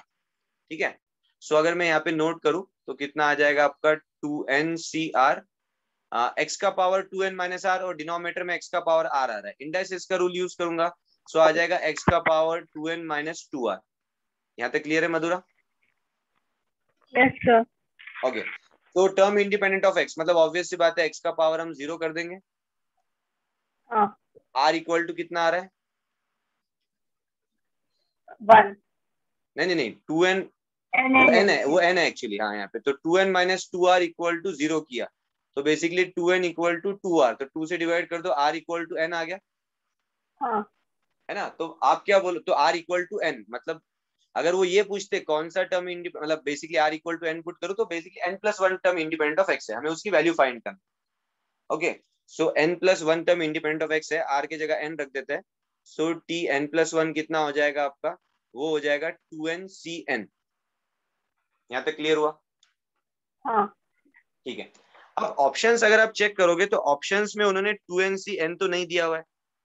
अब हम क्या करते हैं, सिंप्लीफाई करते हैं और फिर चेक करते हैं, माइट भी मतलब कुछ मैच हो रहा है, नहीं मैच हो रहा है, ये सब हम देखते हैं। ठीक है, तो 2n बेसिकली होगा क्या, अगर मैं फंडा यूज करूँ एनसीआर का, तो 2n का फैक्टोरियल और नीचे n का फैक्टोरियल आ जाएगा, और 2n माइनस n वो तो n हो जाएगा, वापस n का फैक्टोरियल आ जाएगा। सो ये आंसर आपका होना चाहिए। यहाँ तक क्लियर है Madhura? Yes sir. Okay, but अगर आप ऑप्शंस चेक करोगे आपको दिखेगा, मतलब ये तो लेकिन ऑप्शन में दिया हुआ नहीं है, तो कौन सा ऑप्शन होगा कौन सा नहीं होगा, अगर आप ऐसा सोच रहे हो तो मतलब मैं बता देता हूँ कैसे सिंप्लीफाई करेंगे हम, बट आप ऑप्शन एलिमिनेशन भी सोच सकते हो। मुझे बताओ सेकंड ऑप्शन आंसर आएगा क्या, 2n factorial by n factorial, वो आंसर आएगा क्या? नहीं। वो तो नहीं होगा श्योर, क्योंकि नीचे 2n फैक्टोरियल होने चाहिए, राइट? यस। है ना? ओके, चलो ठीक है, मैं ऑप्शंस लिख भी देता हूँ, जिससे मतलब आप ये भी कभी अगर आपको डिराइव नहीं हुआ तो आप ऑप्शन एलिमिनेशन से भी कैसे कर सकते हो, मैं वो भी लिख देता हूँ। ओके 2n, हाँ ठीक है, अच्छा हाँ। सो गाइज जो सेकंड ऑप्शन है, सबसे पहले मैं वो लिख रहा हूँ, तो सेकंड ऑप्शन आपको दिया हुआ है, सेकंड ऑप्शन आपको दिया है 2n factorial by n factorial. अब आप कंपेयर करोगे, ऑब्वियसली वो तो तभी पॉसिबल है जब n फैक्टोरियल 1 होगा, बट वो जरूरी तो है नहीं, तो बी ऑप्शन तो एलिमिनेट हो गया। ठीक है, अब सी ऑप्शन पे आते हैं। सी ऑप्शन जो आपको दिया हुआ है, मैं चेक कर लेता हूँ एक बार, तो वो दिया है 2n factorial by n factorial 2 to the power n। Okay, so वो दिया है आपको 2n factorial by n factorial into 2 to the power n। ठीक है, मधुरा अब देखो, अगर हमारा आंसर इसके इक्वल अगर हो रहा है, वो तभी पॉसिबल होगा जब 1 by n factorial will be equal to 2 to the power n, right? Yes sir. But आपको भी पता है 1 बाय n फैक्टोरियल 2 का पावर n तो हो नहीं सकता, है ना? हाँ, मतलब n, मतलब अगर आप कोई स्पेसिफिक वैल्यू आप बोलोगे n, उसके लिए हो सकता होगा, बट जनरल में नहीं होगा, है ना? जैसे अगर आप n 0 सोच रहे हो उसका तो अलग है, लेकिन n नेचुरल नंबर दे रखा है ये सब, है ना? तो आप ये भी सोच सकते हो n की वैल्यू 2 3 लोगे तो पॉसिबल नहीं है, तो सी ऑप्शन भी आपका नहीं हो पाएगा। यहाँ तक क्लियर हो रहा है? हाँ सर। ठीक है, तो बी ऑप्शन एलिमिनेट हो गया, सी ऑप्शन एलिमिनेट हो गया। अब हम नीचे डी ऑप्शन पे आ जाते हैं। सो जो डी ऑप्शन आपको दिया हुआ है, वो भी नहीं होगा। हाँ वो भी नहीं होगा, करेक्ट। ठीक है, सो डी ऑप्शन, ठीक है मैं लिख देता हूँ एक बार, तो डी ऑप्शन जो दिया है आपको, वो दे रखा है n factorial by 2n factorial. नहीं, ये भी पॉसिबल नहीं है, इसमें तो उल्टा ही हो गया, डिनोमिनेटर बड़ा हो गया, न्यूमरेटर छोटा हो गया, वो तो ऐसा हो गया, है ना? तो ये भी पॉसिबल नहीं है, राइट? हाँ सर। हाँ, तो यहाँ से आप क्या बोल सकते हैं, अगर आंसर होगा तो ए ऑप्शन ही आंसर होगा, है ना? यस। ठीक है, बट हम नहीं क्या ए ऑप्शन को लेके भी आते हैं, मतलब ए ऑप्शन कैसे आएगा वो भी हम देखते हैं, क्योंकि कभी कभार क्या मल्टीपल चॉइस में आपको आ सकता है 2 टाइप में, तो वो कन्वर्ट भी करते आना चाहिए। तो यहाँ तक तो हमें ध्यान में आ गया, ए ऑप्शन आ रहा है, ठीक है, तो वो तो हम एग्जाम में तो हम टिक कर देंगे ऑप्शन, बट यहाँ पे हम क्या करेंगे, उसको डिराइव भी कर लेंगे ए ऑप्शन को। तो मैंने क्या इसी को आगे सिंप्लीफाई करता हूँ, ये सब हटा देता हूँ, फिर इसी को अगर हम आगे सिंप्लीफाई करें, ठीक है, सो ए ऑप्शन जो है, अब देखो मधुरा ए ऑप्शन आप चेक करो, उसमें अगर आप देखोगे डिनोमिनेटर में एक ही n फैक्टोरियल दिया हुआ है, हाँ सर। ठीक है, तो हमें मतलब जो रिमेनिंग एन फैक्टोरियल है हमें उसे कैसे तो भी करके कैंसिल आउट करना होगा। न्यूमेटर में कोई टर्म एन फैक्टोरियल बनना चाहिए हमारा, तो उसके लिए मैं सॉल्व कर रहा हूँ। तो पहले तो मैं क्या करता हूँ, वहां पे एक्सपांड करके लिखा हुआ है कुछ, तो मैं एक्सपांड करता हूँ टू एन फैक्टोरियल को। टू एन फैक्टोरियल को जब आप एक्सपांड करोगे, देखो कुछ ऐसा आ जाएगा क्या, 1 × 2 × 3 × 4 ऐसा चलते जाएगा। मान लो लास्ट सेकंड टर्म आपका अगर मैं लिखने जाऊँ तो आ जाएगा आपका, सॉरी मतलब अगर 4 टर्म में लिख दो आखिरी के, तो 2n-3, 2n-2, 2n-1 और इंटू 2n आ जाएगा। ये क्लियर हो रहा है? हाँ यस सर। ठीक है, डिनोमिनेटर में आपका एक एन फैक्टोरियल, मतलब n factorial into n factorial वैसे की वैसे रहने देता हूँ मैं। ठीक है, अब हमें क्या करना है, एक एन फैक्टोरियल तो बचा के रखना है, तो इसको तो हम कुछ नहीं करेंगे। रिमेनिंग एन फैक्टोरियल को हम ट्राई करेंगे, देखते हैं न्यूमरेटर से कट होता है। अच्छा, एक और चीज क्या दी है वहां पे, अगर आप चेक करोगे ए ऑप्शन में ऑड नंबर्स उन्होंने अलग करके लिखे हुए, राइट? हाँ यस। तो हम भी क्या करते हैं, ऑड नंबर्स अलग कर देते हैं और इवन नंबर्स अलग कर देते हैं मल्टीप्लिकेशन में, जो न्यूमरेटर में। तो पहले मैं ऑड नंबर्स लिख देता हूँ। ऑड नंबर्स क्या आ जाएगा, 1 × 3 × 5 ऐसा चलते जाएगा। 2n ऑब्वियसली आपका इवन होता है, तो 2n-1 ऑड होगा और 2n-3 ऑड होगा। तो अगर मैं लिखने जाऊँ पूरा, तो 2n-3 × 2n-1, यहाँ तक आप आ गए। और फिर बचे हुए इवन नंबर्स में मल्टीप्लाई करके लिख देता हूँ यहाँ पे, तो कितना आएगा, 2 × 4 × 6 ऐसा चलते जाएगा। 2n-2 और यहाँ पे आ जाएगा आपका 2n। ठीक है, ये आ गया। डिनोमिनेटर में आ रहा है आपका n factorial into n factorial. Clear यहाँ तक मधुरा? Yes sir. ओके, अब आप चेक करो। देखो ये टर्म तो हमें चाहिए, पहला वाला टर्म तो हमें चाहिए, तो हम इसे एलिमिनेट नहीं करेंगे। डिनोमिनेटर में n फैक्टोरियल हमें चाहिए, इसे भी हम एलिमिनेट नहीं करेंगे। अब बेसिकली हमें ये दो टर्म्स को सिंप्लीफाई करना है। और अगर आप ए ऑप्शन चेक करोगे, उसमें 2 का पावर n भी ऐसा कुछ लग रहा है। ठीक है, तो जो ये सेकंड ब्रैकेट है ना, मैं इसको कैसे लिख रहा हूँ सिर्फ ये बता रहा हूँ। ये जो सेकंड ब्रैकेट है सिर्फ इस पे फोकस करना। तो देखो ये जो 2 है, इसको हम ऐसा लिख सकते हैं क्या, 2 × 1। Yes sir. जो 4 है इसको हम 2 × 2 लिख सकते हैं। अगला टर्म 6 होगा, उसको हम 2 × 3 लिख सकते हैं। ऐसा अगर मैं लिखते जाऊं, तो अगर आप चेक करोगे यहाँ से भी मैं 2 कॉमन लू ये टर्म में से, तो कितना आ जाएगा, 2 कॉमन लिया, n-1 आ जाएगा। ठीक है, और लास्ट टर्म अगर आप चेक करोगे, अगर मैं उसमें से 2 कॉमन ले लूं, तो क्या बचेगा, सिर्फ n बचेगा। ओके, अब आप ऑब्जर्व करो यहाँ पे मधुरा, देखो यहाँ पे क्या आ रहा है, 1 × 2 × मतलब सब मल्टीप्लाई के फॉर्म में है ना। तो 1 × 2 × 3 इनका मल्टीप्लीकेशन में अलग करूं, तो क्या n फैक्टोरियल हो जाएगा वो? हाँ यस सर। हाँ, तो उसको मैं n फैक्टोरियल लिख देता हूँ। ठीक है, अब जो बचे हुए टर्म्स है आपके, जो बचे हुए टर्म्स है, तो बचा हुआ टर्म क्या, एक तो 2 है, यहाँ पे भी इंटू 2 आ रहा है, यहाँ पे भी इंटू 2 आ रहा है। तो मुझे बताओ 2 कितने बार मल्टीप्लाई हो रहा है यहाँ? n times, correct, n bracket है आपके, n टाइम्स। तो बेसिकली वो कितना आ जाएगा, 2⁴n हो जाएगा, है ना? Yes sir. तो लास्ट ब्रैकेट को हमने सिंप्लीफाई कर लिया। अब मैं नहीं क्या फाइनली फिर लिख देता हूँ यहाँ पे। तो ठीक है, तो ठीक है, फिर से लिख रहा हूँ। तो फर्स्ट टर्म तो वैसे की वैसे रहेगा, 1 × 3 ऐसा चलता जाएगा। 2n-3 × 2n-1 ये बच रहा है आपका। जो सेकंड वाला ब्रैकेट है उसको हमने सिंप्लीफाई करके क्या लिख दिया, n फैक्टोरियल इंटू 2⁴n, ये लिख दिया। अब डिनोमिनेटर लिख देते हैं। डिनोमिनेटर में 2n फैक्टोरियल है, सो मैं यहाँ पे नोट कर लेता हूँ। तो आ गया आपका n factorial multiplied by n factorial. अब आप चेक करो, मैं ये n फैक्टोरियल कैंसिल आउट कर दूंगा और मुझे ए ऑप्शन मिल जाए। क्लियर मधुरा? अनम्यूट कर लो। Yes sir. ओके गाइज, ये क्वेश्चन आई होप सो सभी को क्लियर हो रहा होगा। This was a good question. Mute कर लेना मधुरा। ओके अच्छा, तो 41 42 तो हमने डिस्कस कर लिया। आई थिंक 38 39 में भी डाउट्स है आपको। So guys you can raise your hand. Yash और सोहम। ठीक है, पहले यश का जो डाउट है वो क्लियर कर लेते हैं। यश, कौन से क्वेश्चन में डाउट है आपको? अनम्यूट कर लो यश। 39। Question number 39। ओके, मैं वो क्वेश्चन रीड कर लेता हूँ। The term independent of x in the expansion of, और एक वो दे रखा है एक्सपांशन, ठीक है, वो मैं नोट कर लेता हूँ यहाँ पे। गाइस क्वेश्चन नंबर 39 चेक करो सभी। अब देखो कंसेप्ट तो आपको पता चल गया है, कंसेप्ट क्या है, ठीक है, उसी को बस अप्लाई करना है प्रॉपरली।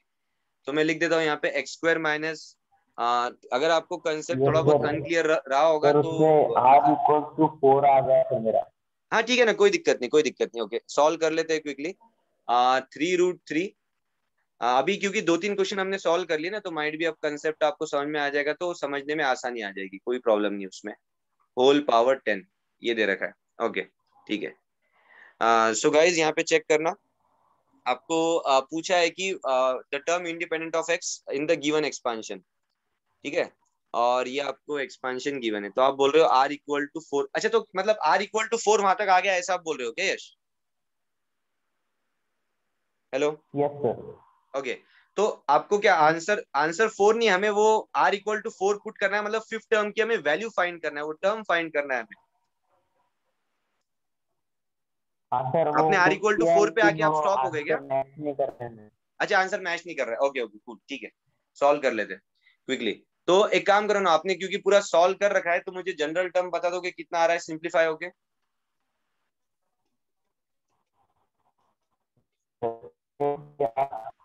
चलो ठीक है, मैं लिख देता हूँ, देखो आप चेक करो ये मैच हो रहा है क्या, तो -1 का पावर आर आ जाएगा, 10 CR आ जाएगा। ठीक है, एक्स का पावर तो मैं बाद में लिख देता हूँ, सबसे पहले 3√3, इसका पावर आपका आ जाएगा आर, और अगर आप x का पावर चेक करोगे तो यहाँ पे बेसिकली एक्स स्क्वायर का पावर आएगा आपका 10 - r, तो हो जाएगा 20 - 2r, और फिर डिनोमिनेटर में आपका आ जाएगा x का पावर 3r, तो सॉरी x का पावर, तो बेसिकली ये आ जाएगा आपका x का पावर 20 - 5r, ये आ रहा है क्या? ओके ठीक है। सो अब गाइज यहाँ पे हम इसको सॉल्व करते, एक मिनट में इसको सिंप्लीफाई, ठीक है। सो x का पावर आ रहा है आपका 20 - 5r, तो जैसे आपको पता है टर्म इंडिपेंडेंट ऑफ x होना चाहिए, टर्म इंडिपेंडेंट ऑफ x होना चाहिए, तो बेसिकली पावर x का हम जीरो कर देंगे। जब आप पावर x का जीरो, मतलब पावर x का जीरो कब पॉसिबल है, जब r की वैल्यू 4 है, तो r इक्वल टू 4 हम फिर यहाँ पे पुट करते हैं। अब मैं नोट कर देता हूँ यहाँ पे, r इक्वल टू 4 जब आप रखोगे तो जो टर्म है, ओके जस्ट अ सेकेंड, सो यहाँ पे आ जाएगा T5 इज इक्वल्स टू -1 का पावर 4, 10 C4 और 3√3 का पावर 4, ये आ गया। ओके ठीक है यश, अनम्यूट कर लो यश।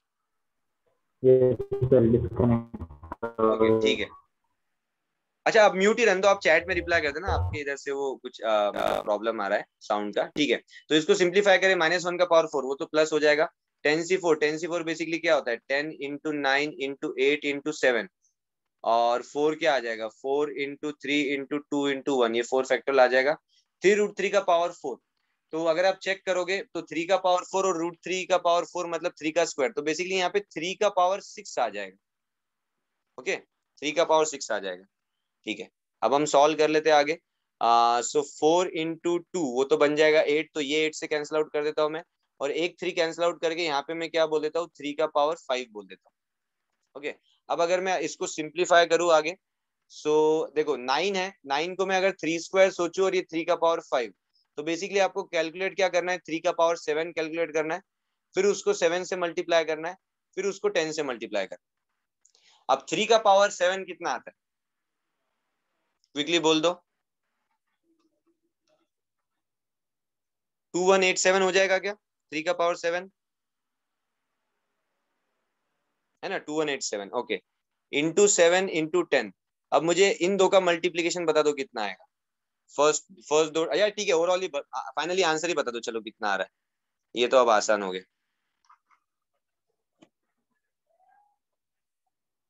तो 15309 आ जाएगा और 0 आ जाएगा, है ना, हाँ ठीक है। तो क्लियर हुआ यश ये क्वेश्चन,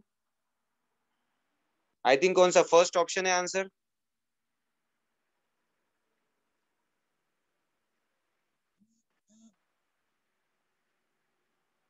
ओके ठीक है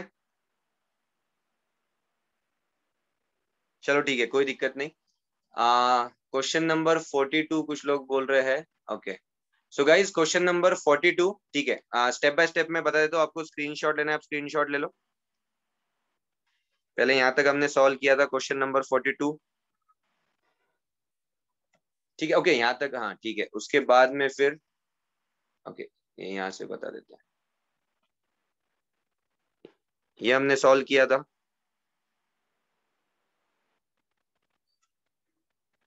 नेक्स्ट फिर इसको आगे सिंप्लीफाई करोगे, सो यहाँ तक आ रहा है।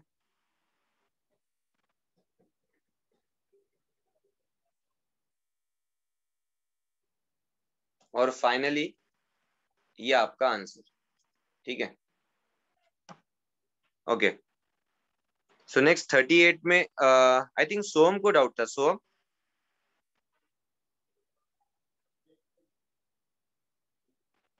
Can you raise your hand? Question number 38 में, हाँ सोम अनम्यूट कर लो। Yes sir. Okay, question number 38 में एक बार रीड कर लेता हूँ। The term independent of x in the expansion of, ठीक है, एक एक्सपांशन दे रखा है, बोला है टर्म इंडिपेंडेंट ऑफ एक्स, आपको वो टर्म की वैल्यू फाइंड करना है। ओके, सो क्वेश्चन, ठीक है, पूरे क्वेश्चन में डाउट आ रहा है या कुछ कोई पर्टिकुलर स्टेप में डाउट है? सोम सर मैंने सॉल्व किया और मेरी आर की वैल्यू 6 आ रही है, पर आंसर, फाइनल आंसर मैच नहीं हो रहा है। चलेगा, ठीक है। तो आपने सॉल्व किया, आर की वैल्यू 6 आ गई। ओके, ठीक है। आई थिंक मैं एज्यूम करता हूँ कि वो वैल्यू आपकी सही आ रही होगी। मुझे जनरल टर्म, तो गाइस 38 क्वेश्चन हम सॉल्व कर रहे हैं, फाइनल जो जनरल टर्म आ रहा है वो बता दो। सोम क्या आ रहा है? हाँ सर, सिर्फ कोएफिशिएंट का बताओ सर। नहीं मतलब क्या करो, ये मुझे बता दो, r प्लस 1 टर्म क्या आ रहा है फाइनल, पूरा सिंप्लीफाई करने के बाद। ठीक है सर। या NC चलो, 6 या ठीक है, नहीं इंटू तो हाँ बोलो बोलो क्या आ रहा है। NC 6 into x raise to 2 अच्छा रेस ठीक है, two okay, 3। Just a second, मतलब आप 7 टर्म बता रहे हो, ठीक है। r की वैल्यू 6 आ गई, तो 7 टर्म r की जगह हाँ 6 सर, रख देंगे, ठीक है। तो कितना आ रहा है? 9c6 आगे। इंटू एक्स एक्स रेस हाँ, टू 2 नहीं वो रेस x टू का तो 3। जरूरत नहीं ना, वो तो जीरो ही हो जाएगा ना, x का जो भी पावर है वो तो जीरो ही हो जाएगा, हाँ हाँ सर। है ना फाइनली, क्योंकि तभी तो टर्म इंडिपेंडेंट ऑफ x बनेगा। आई थिंक -1/3, मतलब यार नेगेटिव में उधर रेस टू लिखता तो 6, बेटर। हाँ। हाँ, पावर 6 आ जाएगा, राइट, यहाँ तक आ जाएगा। हाँ सर। हाँ ओके, सर। ठीक है। तो इसको हम सिंप्लीफाई कर लेते हैं। अब ध्यान रखना, नेगेटिव नंबर का पावर इवन है, 6 है, तो वो तो पॉजिटिव हो जाएगा, तो पॉजिटिव आंसर हाँ आने सर। वाला है 9c6। बेसिकली उसको 9c3 सोच सकते हो, और 9c3 को हम लिख सकते हैं इस तरीके से। ये क्लियर हुआ सबसे पहले? हाँ सर। ओके, ठीक है। अब बेसिकली 1/3 का पावर 6 ये आ जाएगा। अब इसे हम सॉल्व करते हैं, तो यहाँ पे तो 3 1 जा, 3 3 जा, 2 1 जा, 2 4 जा। अब देखो यहाँ पे एक 3 है और यहाँ पे 3 का पावर 6 है, तो सिंप्लीफाई होकर डिनोमिनेटर में 3 का पावर 5 बच जाएगा। ये क्लियर हुआ? हाँ सर। ठीक है।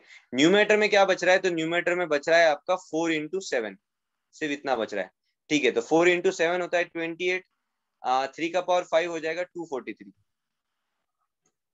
ओके सर, कैलकुलेशन मिस्टेक था आई गेस। हाँ, कैलकुलेशन मिस्टेक। तो डिनोमिनेटर मिस्टेक हुआ या न्यूमरेटर मिस्टेक हुआ? डिनोमिनेटर। हाँ, डिनोमिनेटर, ठीक है। तो देखो स्टेप बाय स्टेप कर लेते हैं। 3 को 5 बार मल्टीप्लाई करना है, 3 स्क्वायर कितना आता है? 3 स्क्वायर 9। 9, ठीक है। एक और बार मल्टीप्लाई करते हैं, 9 को 3 से मल्टीप्लाई किया, कितना हो गया? 81। नहीं नहीं नहीं, 9 को 3 से मल्टीप्लाई किया मैंने। हाँ 27। चलो ठीक है, ऐसा सोच लो, या चलो ठीक है ऐसा सोच लो, 4 बार 3 को मल्टीप्लाई कर रहे हो, 3 × 3 9, 3 × 3 9, 9 × 9 9। 81। हाँ चलो हाँ ठीक है, हाँ सर। 81 आ गया। ओके, 81 को एक बार 3 से मल्टीप्लाई करेंगे, कितना हो जाएगा? 243। 243, करेक्ट, आ गया आपका डिनोमिनेटर। ओके, हाँ सर। हाँ sir, thank you cool. Sir. Okay okay, guys this was question number 38। एक बार मैं रिपीट करता हूँ quickly. Any doubt up to question number 42? Chat में लिख देना guys, any doubt up to question number 42? No doubt. Okay, next आपका जो सेट था that was from question number 48 to question number 66। So any doubt up to question number 50 guys?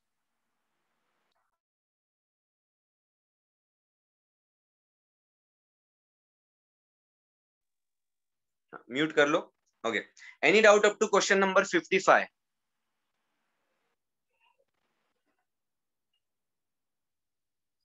यश, ठीक है, आपका doubt भी चेक कर लेंगे। आई थिंक 53 में कुछ लोग डाउट पूछ रहे हैं। सो यश को 48 में डाउट, ओके 48, ओके ठीक है।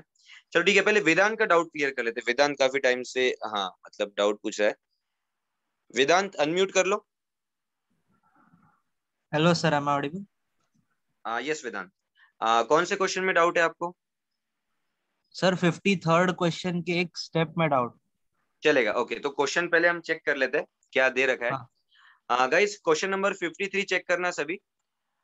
If the coefficients of fifth term, sixth term, and seventh term in the expansion of 1 plus x whole power n be in AP, then find the value of n. ठीक है, okay, just a second, हाँ मैं लिख देता हूँ यहाँ पे वो। ओके, सो क्वेश्चन नंबर 53 हम सॉल्व कर रहे हैं गाइस। आपको ये बोला है 1 plus x whole power n जो होता है, इसको जब आप एक्सपांड करते हो तो उसका फिफ्थ टर्म, सिक्स टर्म और जो सेवन टर्म है वो आ रहा है एपी में। इतना आपको गिवन है। एक मिनट, उसके कोएफिशिएंट्स बोले शायद, जस्ट अ सेकंड। टर्म नहीं, कोएफिशिएंट्स, हाँ सॉरी, कोएफिशिएंट्स ऑफ। तो मुझे बताओ कि इसके कोएफिशिएंट्स क्या हो जाएंगे। फिफ्थ टर्म का कोएफिशिएंट जैसे जनरल टर्म में अगर आप चेक करोगे, करेक्ट, वेरी गुड, तो NC4, NC5, NC6 ये आपको दे रखे एपी में, और आपको n की वैल्यू फाइंड करने बोला गया। ठीक है, सॉल्व करके फाइंड करते हैं। तो मुझे स्टेप्स बताओ वेदांत, और फिर जो स्टेप में आपको डाउट है फिर वहां से मैं आगे कैरी फॉरवर्ड कर लूंगा। सर कैसे पहले लिखो वो एपी में? तो पहले एपी की प्रॉपर्टी रहेगी, तो it will be 2 times NC5 is equal to NC4 plus NC6। Okay ठीक है, तो आपने एपी की प्रॉपर्टी यूज कर ली, तो twice the middle term is equal to sum of extremes, तो NC4 प्लस NC6 ये आ गया। ठीक है, इसके बाद क्या करें? हाँ सर, इसको ही आगे सॉल्व करना था। चलो इसको आगे सॉल्व कर लेते हैं। अब देखो एक्सपांड, मुझे और तो कोई मतलब दिख नहीं रहा है यहाँ पे मेथड, तो एक्सपांड करने का हम ट्राई कर लेते हैं यहाँ पे। वैसे और भी मेथड आप यूज कर सकते हो, कोई दिक्कत नहीं है, एक्सपांशन वाला ट्राई कर लेते हैं यहाँ पे। तो 2 इंटू, अब देखो NC5 कितना हो जाएगा आपका, n factorial divide by 5 factorial और n-5 फैक्टोरियल, है ना। और यहाँ पे आ जाएगा आपका NC4 क्या हो जाएगा, n factorial 4 factorial, okay just a second, n-4 factorial, और लास्ट टर्म हो जाएगा आपका n फैक्टोरियल 6 फैक्टोरियल और n-6 फैक्टोरियल, राइट। ठीक है, अब देखो कॉमन क्या, अब हम क्या करेंगे, कॉमन लेंगे यहाँ पे, और न्यूमेटर में, चलो ठीक है, ये तो ध्यान में आ रहा है, n फैक्टोरियल सब तरफ से कट हो जाएगा, n फैक्टोरियल सब तरफ से कट हो जाएगा, ये ध्यान में आ रहा है? हाँ सर। ठीक है, ओके, तो फिर मैं डायरेक्टली लिख देता हूँ यहाँ पे। सो क्या आ गया, 2 upon 5 factorial n-5 factorial is equal to 1 upon 4 factorial n-4 factorial plus 1 upon factorial 6 और n-6 का फैक्टोरियल। ठीक है, यहाँ तक कोई डाउट वेदांत? No sir. ठीक है, अब अब देखो मैं यहाँ पे क्या करने वाला हूँ, ऑब्वियसली डिनोमिनेटर है, तो मैं नहीं क्या एक टर्म से मल्टीप्लाई करूंगा जिससे डिनोमिनेटर हट जाए, सब कुछ न्यूमेटर में आ जाए। अच्छा मुझे ये बताना, 5 फैक्टोरियल ग्रेटर वैल्यू होती है, 4 फैक्टोरियल ग्रेटर वैल्यू होती है, 6 फैक्टोरियल ग्रेटर वैल्यू होती है? 6 फैक्टोरियल। 6 फैक्टोरियल, ठीक है। तो मैं क्या सभी साइड्स को 6 फैक्टोरियल से मल्टीप्लाई कर रहा हूँ, तो यहाँ पे क्या आ जाएगा, इंटू 6, मतलब दोनों साइड को 6 फैक्टोरियल से मल्टीप्लाई कर रहा हूँ, तो यहाँ पे 6 फैक्टोरियल आ जाएगा, इधर भी 6 फैक्टोरियल आ जाएगा, ठीक है, इधर भी 6 फैक्टोरियल आ जाएगा। ये क्लियर हुआ? ओके। हाँ, ग्रेटर वैल्यू से क्यों मल्टीप्लाई किया, आप ये सोच सकते थे सर 4 फैक्टोरियल से क्यों नहीं मल्टीप्लाई किया, या 5 फैक्टोरियल से क्यों नहीं मल्टीप्लाई किया। देखो 4 फैक्टोरियल से अगर आप मल्टीप्लाई करते हैं तो यहाँ पे नहीं क्या 1/5 बच जाता, क्योंकि 5 फैक्टोरियल को हम क्या लिख सकते हैं, 5 इंटू 4 फैक्टोरियल लिख सकते हैं ना। हाँ, तो डिनोमिनेटर बच जाता, फिर वापस मल्टीप्लाई करना होता, इसलिए क्या लार्जेस्ट टर्म से मल्टीप्लाई किया जिससे डिनोमिनेटर मतलब वो एलिमिनेट हो जाए, 4 फैक्टोरियल 5 फैक्टोरियल 6 फैक्टोरियल वाला। ठीक है, ओके। अब मुझे ये बताओ, n-5 factorial is a greater value और n-4 फैक्टोरियल और n-6 factorial? n-4। Very good, तो हम n-4 फैक्टोरियल से भी दोनों साइड को मल्टीप्लाई कर रहे हैं, तो यहाँ पे आ गया n-4 फैक्टोरियल, यहाँ पे आ जाएगा n-4 फैक्टोरियल, कूल है, कोई दिक्कत नहीं। अभी इतना मतलब थोड़ा सिंप्लीफाई कर लेते हैं, फिर आगे पता। ये क्लियर हुआ? ठीक है यश, सॉरी ठीक है वेदांत। हाँ अब देखो हम सॉल्व करेंगे। सबसे पहले तो मैं 2 को लिख देता हूँ, तो 2 लिख दिया यहाँ पे। मुझे बताओ 6 फैक्टोरियल बाय 5 फैक्टोरियल कितना है? 6। Very good. अब n ये, हाँ ये बता पाओगे क्या? बोलो, नहीं तो मैं सिंप्लीफाई करता हूँ। n-4 factorial by n-5। n-4 factorial को n-4 इंटू n-5 फैक्टोरियल, तो n-4 आ जाएगा। वेरी गुड, मतलब n-4 आ जाएगा। वेरी गुड, है ना? हाँ, तो n-4 बचेगा। चलो बहुत बढ़िया। अब ये बताओ 6 फैक्टोरियल बाय 4 फैक्टोरियल कितना हो जाएगा? 30। हाँ मतलब 6 into 5 लिख देता हूँ, है ना अभी के 6 लिए। into 5। हाँ ओके, और ये तो कट ही हो जाएगा, n-4 फैक्टोरियल हाँ, n-4 फैक्टोरियल। ठीक है, यहाँ पे अब 6 फैक्टोरियल कैंसिल कट हो हो गया। जाएगा। ये कितना आएगा बताओ? -5 n-6, तो n-4 into n-5। Very good, ये आ गया। अब क्या, अब तो ये क्वाड्रेटिक इक्वेशन बन जाएगा, इसको सिंप्लीफाई करके हाँ, आंसर फाइंड कर सकते हो। अब तो आ जाएगा आंसर। ठीक है, चलो गुड। तो आगे सॉल्व करूँ या कर लोगे आप सॉल्व? कर लेंगे सर। Okay good. और सर 54 के भी एक 54, ओके 54 भी बता देता हूँ, 54 बता देता हाँ। हूँ। गाइस 53 आई होप सो सभी को क्लियर हो गया होगा। ध्यान रखना, जब आपको डिनोमिनेटर को हटाना है तो जो सबसे बड़ा डिनोमिनेटर आ रहा है ना उससे मल्टीप्लाई करो, ताकि मतलब पूरा न्यूमरेटर में आपका टर्म आ जाए। ठीक है, सबसे बड़ा मतलब, हाँ ठीक है, ऑब्वियसली कॉमन फैक्टर्स है यहाँ पे, इससे फायदा हो रहा है। वैसे आपको समझ में आ रहा है? हाँ, नहीं तो हमें क्या करना फिर, वो एलसीएम और ये सब वैसे सब ट्राई करना होता है। ओके, क्वेश्चन नंबर 54 भी देख लेते हैं। उसके पहले मैं यश को अनम्यूट कर लेता हूँ। यश अनम्यूट कर लो। ओके, क्वेश्चन नंबर 53 क्लियर है आपको? Yes sir. ओके, अभी हम 54 डिस्कस कर लेते हैं, फिर 48 वाला जो क्वेश्चन, आई थिंक यश कदम को डाउट है, क्वेश्चन नंबर 48 वो भी डिस्कस कर लेंगे यश। चलो ठीक है, वेदांत आप अनम्यूट रहो, बाकी सब म्यूट कर लो। गाइस क्वेश्चन नंबर 54 चेक करो सभी, मैं रीड कर लेता हूँ एक बार। 2 consecutive terms in the expansion of, ठीक है एक्सपांशन दे रखा है, whose coefficients are equal r। Okay, तो क्वेश्चन नंबर 54 पहले नोट कर लेते हैं। सो क्वेश्चन नंबर 54 में आपको एक्सपांशन जो दे रखा है, that is 3 + 2x whole raise to power 74। ठीक है, और आपको बोला है कि the 2 consecutive terms whose coefficients are equal। ठीक है वेदांत, स्टेप्स बताओ कैसे सॉल्व करेंगे क्वेश्चन? सर पहले जनरल टर्म निकालेंगे, तो ठीक है, टी जनरल आर टर्म आपने, प्लस, चलो ठीक है जनरल टर्म में लिख लेता हूँ। सो हाँ, TR+1 इज इक्वल्स टू आपका आ जाएगा 74 CR। 3 का पावर तो आ जाएगा आपका 74 माइनस R, है ना? और 2 इंटू 2 का 2x पावर आ जाएगा होल रेज आपका टू 5। R, और x का पावर आ जाएगा आपका R।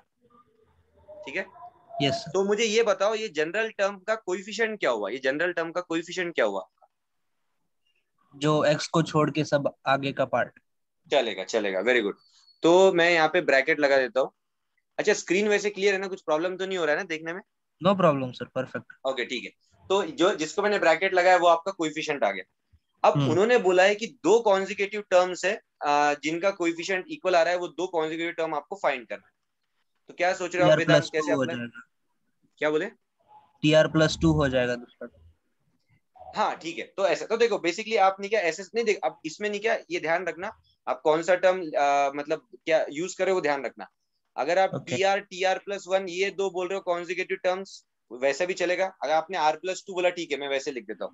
मतलब आप ऐसा बोल रहे हो सर, TR+1 और TR+2 ये 2 टर्म्स रहेंगे आपके जिनका कोएफिशिएंट इक्वल रहेगा, राइट? ये आप बोल रहे हो? यस। ठीक है, अब मुझे अब देखो TR+2 डायरेक्ट जनरेट करेंगे, तो TR+2 डायरेक्ट कैसे जनरेट कर सकते हैं? R की जगह R+1 रखेंगे तो R+2 बन जाएगा उस हिसाब से। हाँ, ठीक है, तो सबसे पहले तो मैं R+1 का कोएफिशिएंट लिख देता हूँ। तो R प्लस मतलब 1 टर्म का कोएफिशिएंट क्या आ गया आपका? 74 CR, 3 का पावर 74 माइनस R, और यहाँ पे आ गया आपका 2 का पावर R, ये आ गया। तो अब जब R+2 आपको फॉर्म करना है, मतलब R की जगह आप R+1 रख दोगे, तो कितना आ जाएगा? 74 CR+1 into 3 to the power आपका आएगा 74 माइनस ऑफ R+1, मतलब वो 73 माइनस R हो जाएगा, और 2 का पावर आ जाएगा R+। यहाँ तक क्लियर हुआ? Yes sir. ठीक है, अब इसके बाद क्या करें बोलो, कैसे सिंप्लीफाई करें? अभी 3 के पावर और 2 के पावर को वेरी गुड, सिंपली हाँ वो एक तरफ कर ले, वेरी गुड। तो हाँ। सबसे पहले तो मैं क्या कर लेता हूँ यहाँ पे, ये लिख देता हूँ, एक मिनट, यहाँ पे 74CR+1, वैसे एक फॉर्मूला होता है। अच्छा आपको ये फॉर्मूला पता है क्या बोलना, नहीं तो वो मैं यूज नहीं करूंगा। एक फॉर्मूला होता है आपका NCR/NCR अपन -1। NCR+1 हाँ। हाँ ये फॉर्मूला होता है आपका N-R+1/R। N-R+1/R yes. ठीक है, तो ये फॉर्मूला मैं यहाँ पे अप्लाई करूंगा, बट अप्लाई, अच्छा देखो ये फॉर्मूला अप्लाई भी कैसे होता है वो ध्यान रखना। ये वाला टर्म सेम होना चाहिए और ये वाले टर्म में एक का डिफरेंस होना चाहिए, डिनोमिनेटर वाला टर्म एक छोटा है। हाँ ठीक है, हाँ ठीक है, तो चलो ये वाला फॉर्मूला साइड में रखता हूँ, उसको हम यूज करेंगे। ठीक है, सबसे पहले तो पर सर मतलब जो हाँ, ये सोल्यूशन भेजा था उसमें एक स्टेप है, उसमें ही डाउट है, तो ये मतलब इस अच्छा ठीक है, चलो ठीक है, तो इसको मैं हटा देता हूँ, चलो ठीक है इसको हटा हाँ देता हूँ मैं। सर। अच्छा तो थैंक यू। हाँ, तो नेक्स्ट स्टेप क्या क्या करें वो बताओ। तो 74CR तो 3 का सिंप्लीफाई करके पावर 1 हो जाएगा। ठीक है ओके, तो 3 का पावर 1 किस साइड होगा, लेफ्ट साइड में या राइट साइड में? Left side.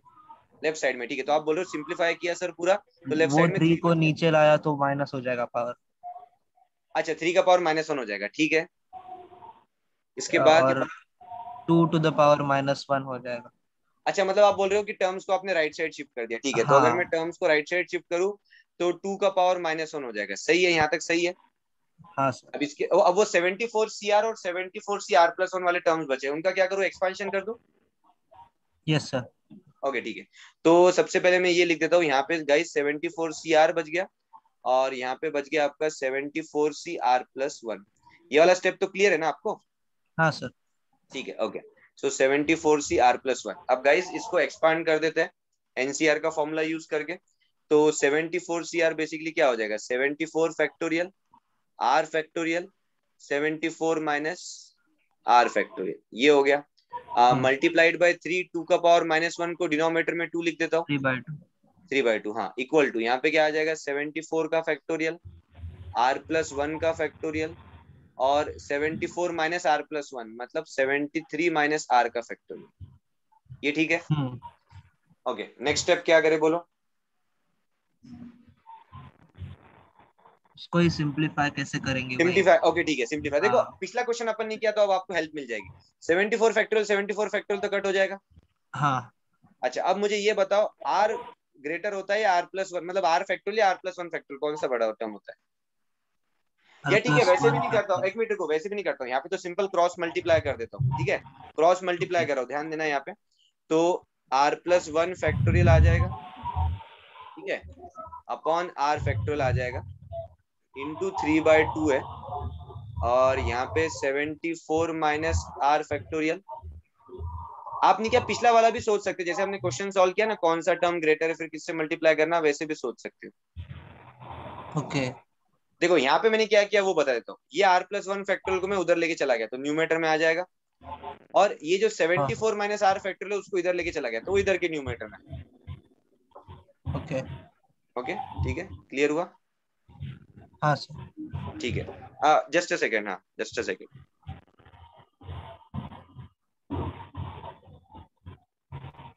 ओके ठीक है, तो ये स्टेप क्लियर है आपको वेदांत? हाँ सर।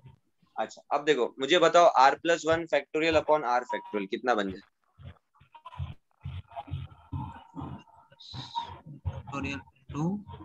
नहीं R देखो, R जैसे हमने पहले भी सॉल्व किया, R+1 फैक्टोरियल को आप एक्सपांड कर दो, कितना आएगा R+1 इंटू R+1, मतलब basically R+1 into R factorial हो जाएगा वो।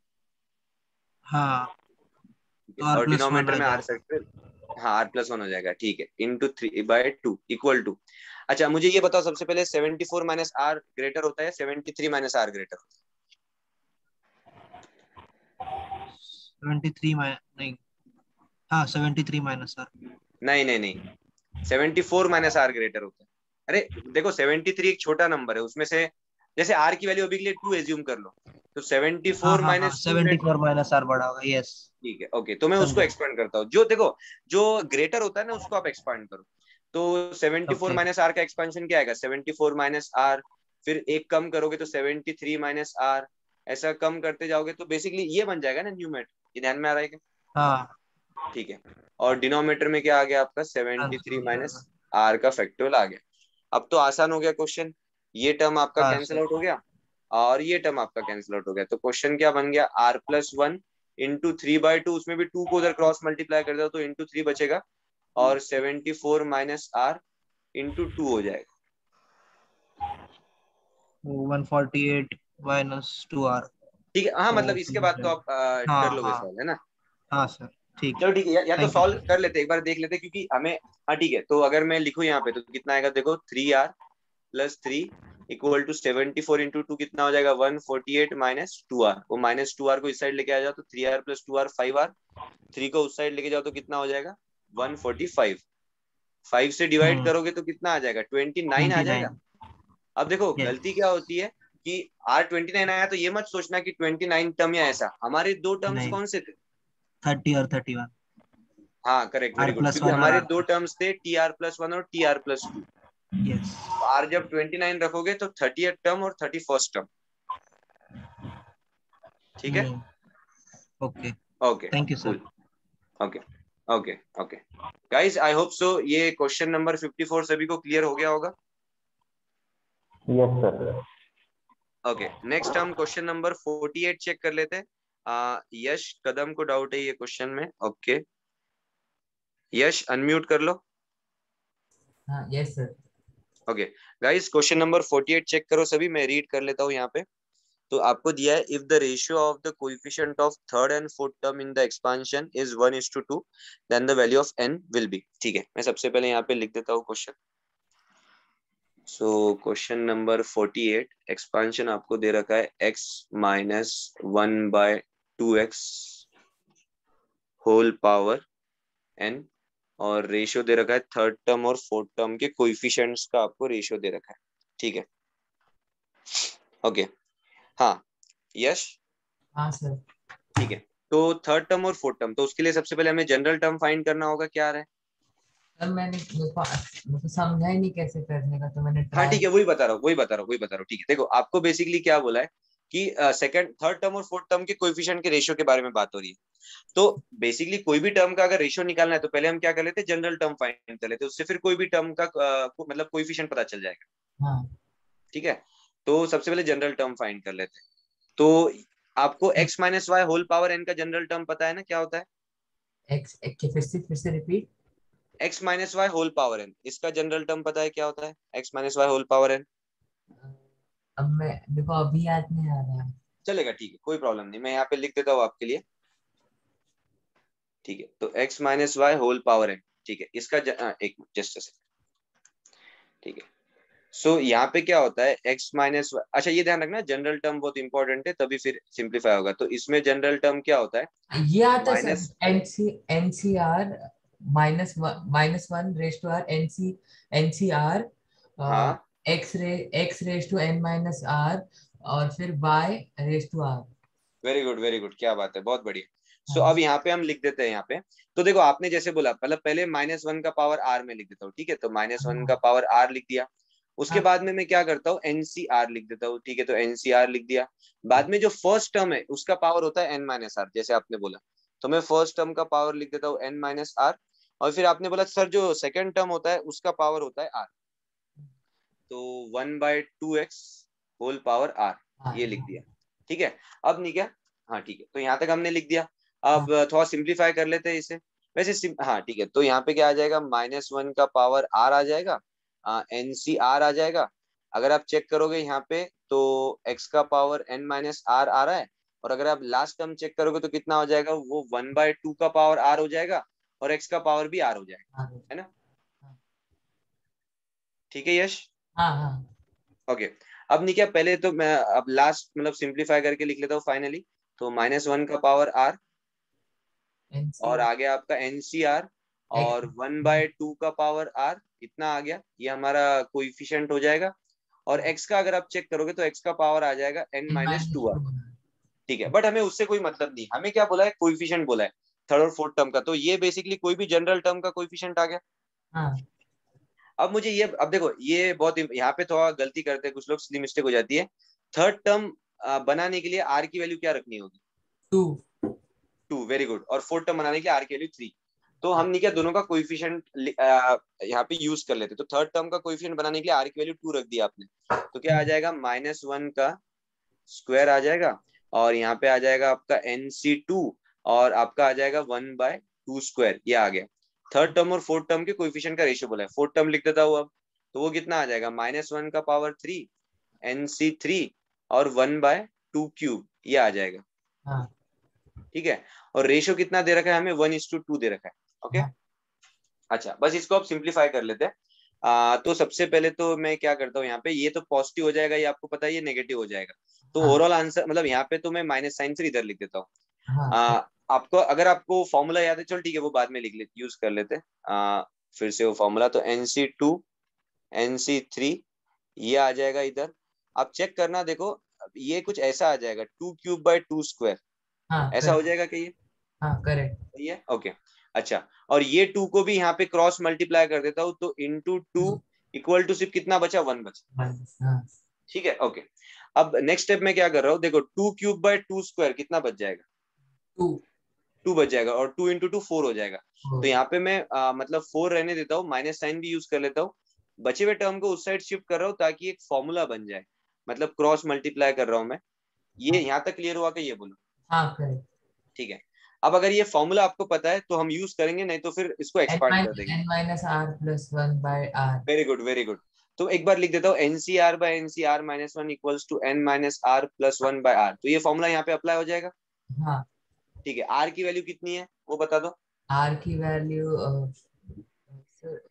कंपेयर करो ना, 3 आ रही है, करेक्ट गुड, तो r की वैल्यू 3 आ रही है। हाँ। सो मैं वो क्यों बोल रहा हूँ, क्योंकि हमें फॉर्मूला बेसिकली यूज करना है यहाँ पे। ठीक है, तो -4 इक्वल टू क्या आ जाएगा, n -4। Sorry okay just a second, sorry हाँ, सो यहाँ पे आ जाएगा आपका n-r मतलब 3 + 1/r मतलब कितना आ जाएगा, 3 आ जाएगा, ये ठीक है। ओके, क्रॉस मल्टीप्लाई कर देते हैं यहाँ पे, तो क्रॉस मल्टीप्लाई करोगे तो -12 इक्वल टू कितना हो जाएगा, n-2 हो जाएगा।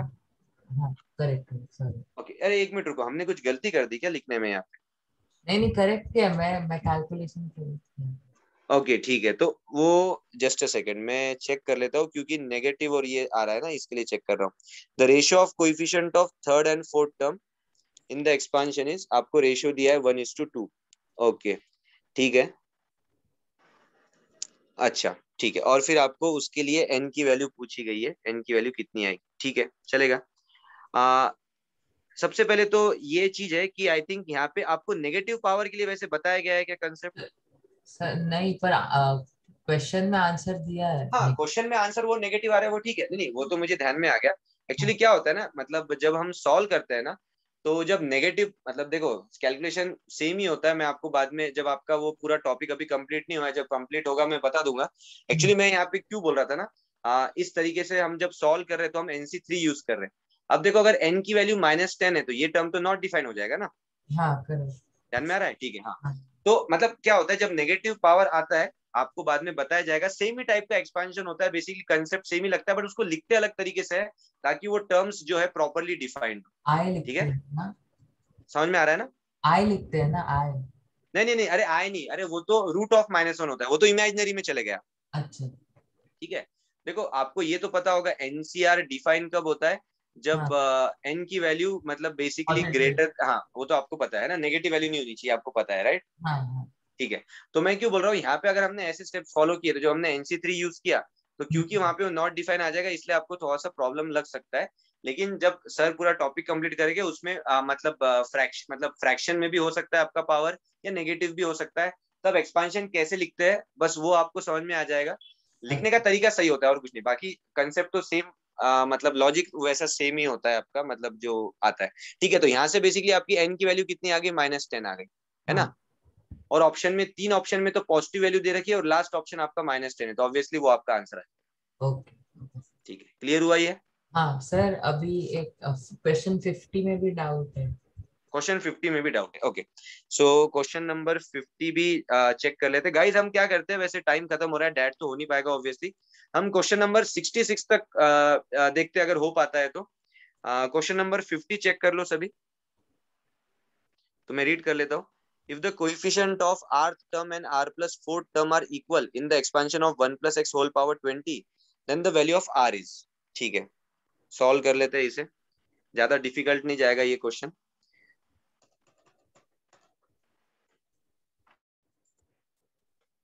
Okay, just a second guys. ठीक है, सो क्वेश्चन नंबर 50। अब आपको बोल रखा है एक्सपांशन किसका बोल रखा है आपको, 1 प्लस एक्स होल पावर 20 है ना यश? हाँ करेक्ट। ओके ठीक है, सबसे पहले मुझे तो आप जनरल टर्म बता दो, जनरल टर्म कितना है? जनरल टर्म एक सेकेंड ना, हाँ 20 CR okay 1 raise to 20 minus are और x रेज टू आर है ना? हाँ हाँ 20 अब 1 रेज टू 20 माइनस आर तो वो तो 1 ही हो जाएगा, इसलिए मैं लिख नहीं रहा हूँ उसे। ठीक है, यस ओके ठीक है। अब आपको बोला है, अब ठीक है क्वेश्चन एक बार मैं चेक कर लेता हूँ फिर से। आपको बोला है the coefficient of rth term and r plus fourth term. ठीक है, अब मुझे बताओ rth टर्म का कोएफिशिएंट कैसे फाइंड करोगे? यहाँ पे r की वैल्यू क्या पुट करोगे? r की वैल्यू देखो हमने, अच्छा मुझे ये बताना, अगर आपको फिफ्थ टर्म फाइंड करना होता तो आप r की वैल्यू क्या पुट करते? 4। अगर आपको नाइन्थ टर्म फाइंड करना होता तो r की वैल्यू क्या पुट करते? 8। मतलब एक टर्म, एक मतलब एक कम वैल्यू पुट कर रहे हो ना? हाँ करेक्ट। ठीक है, तो rth टर्म का कोएफिशिएंट फाइंड करना है तो r की वैल्यू क्या पुट करते? r-1। Very good very good. और कोएफिशिएंट तो मतलब बेसिकली यहाँ से डिफाइन होगा। ठीक है, करेक्ट। तो कितना आ जाएगा? 20 CR-1 is equal to the coefficient of r plus fourth term. अब r प्लस फोर्थ टर्म लाने के लिए r की वैल्यू क्या पुट करोगे? r plus 3। Very good very good. तो ये लिख दूं मैं फिर यहाँ पे? हाँ करेक्ट। ठीक है ओके। अब देखो, या तो आप एक्सपांड करके भी सॉल्व करते हो बट वो लेंथी हो जाता है। एक दूसरा कंसेप्ट आपको पता होगा, सर वो if NCX equal to NCY, इस टाइप में दिख रहा है क्या वो? हाँ है ना, यहाँ पे n को अगर मैं 20 बोल दूं तो ऐसा लिखा है ना, NCX इक्वल टू NCY। हाँ करेक्ट यस। तो इसमें दो चीजें होती है, या तो x इक्वल टू y होगा, ऑब्वियस सी बात x इक्वल टू y होगा तो मतलब दोनों सेम हो जाएंगे, या तो x plus y equal to n होता है। ये पता है कंसेप्ट? यश? नहीं सर। ठीक है, तो ये कंसेप्ट आपको नहीं क्या? अच्छा गाइस बाकी लोग बता दो, मतलब ये कंसेप्ट बताया गया है क्लास में या नहीं? नहीं तो क्विकली एक्सप्लेन कर देता हूँ, क्योंकि यूज होता रहता है काफी बार, तो बाकी लोग लिख सकते हैं चैट में। Okay we have learn. Okay ठीक है, आप क्या करना यश, एक बार चेक कर लेना लेक्चर में, वो आपको मिल जाएगा, या आपके क्लास नोट्स में एक बार चेक कर लेना। Okay sir. ठीक है, तो ये कंसेप्ट याद रखना, इंपॉर्टेंट कंसेप्ट है। If NCX equals to NCY, या तो x इक्वल टू y होगा या तो x plus y equal to n होगा, दोनों कंडीशन अप्लाई करके आप आंसर्स फाइंड करोगे। अच्छा ठीक है, तो फर्स्ट ये बायनोमियल प्रॉपर्टी है ना? हाँ बायनोमियल प्रॉपर्टी है, राइट। हाँ याद आ गया। ठीक है ओके, तो फर्स्ट कंडीशन में अप्लाई कर रहा हूँ x इक्वल टू y, तो x तो कितना है आपका r-1 और y कितना है आपका r+3। तो अगर मैं r-1 इक्वल टू r+3 करूँ तो -1 इक्वल टू 3 आ रहा है, ये तो पॉसिबल नहीं है। हाँ ठीक है, तो गिवन क्वेश्चन में ये वाला केस अप्लाई नहीं हो रहा है, तो सेकंड केस पे आ जाते हैं फिर, x plus y equal to n, मतलब r-1 plus r+3 equal to 20, ये आ जाएगा। तो अगर आप चेक करोगे 2r प्लस 2 इक्वल टू 20, तो 2r इक्वल टू आ जाएगा 18, तो r इक्वल टू आ जाएगा 9। ध्यान में आ रहा है? हाँ ठीक है, तो क्वेश्चन में पूछा कि आपको r की वैल्यू पूछी है क्या? हाँ then the value of r is correct, तो r की वैल्यू आ गई आपकी 9। Okay thank you. Okay cool. ठीक है गाइज, क्विकली चेक करो क्वेश्चन नंबर 55 तक आपको कुछ डाउट आ रहा है तो?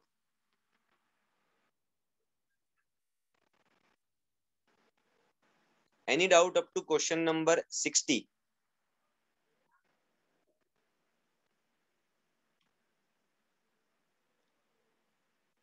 ओके क्वेश्चन नंबर, ओके ठीक है ठीक है ठीक है, 2-3 क्वेश्चन में डाउट आ रहा है। ठीक है, एक काम कर लेते गाइस, हम क्या करते हैं, ये लेक्चर यहाँ पे कंप्लीट कर लेते हैं।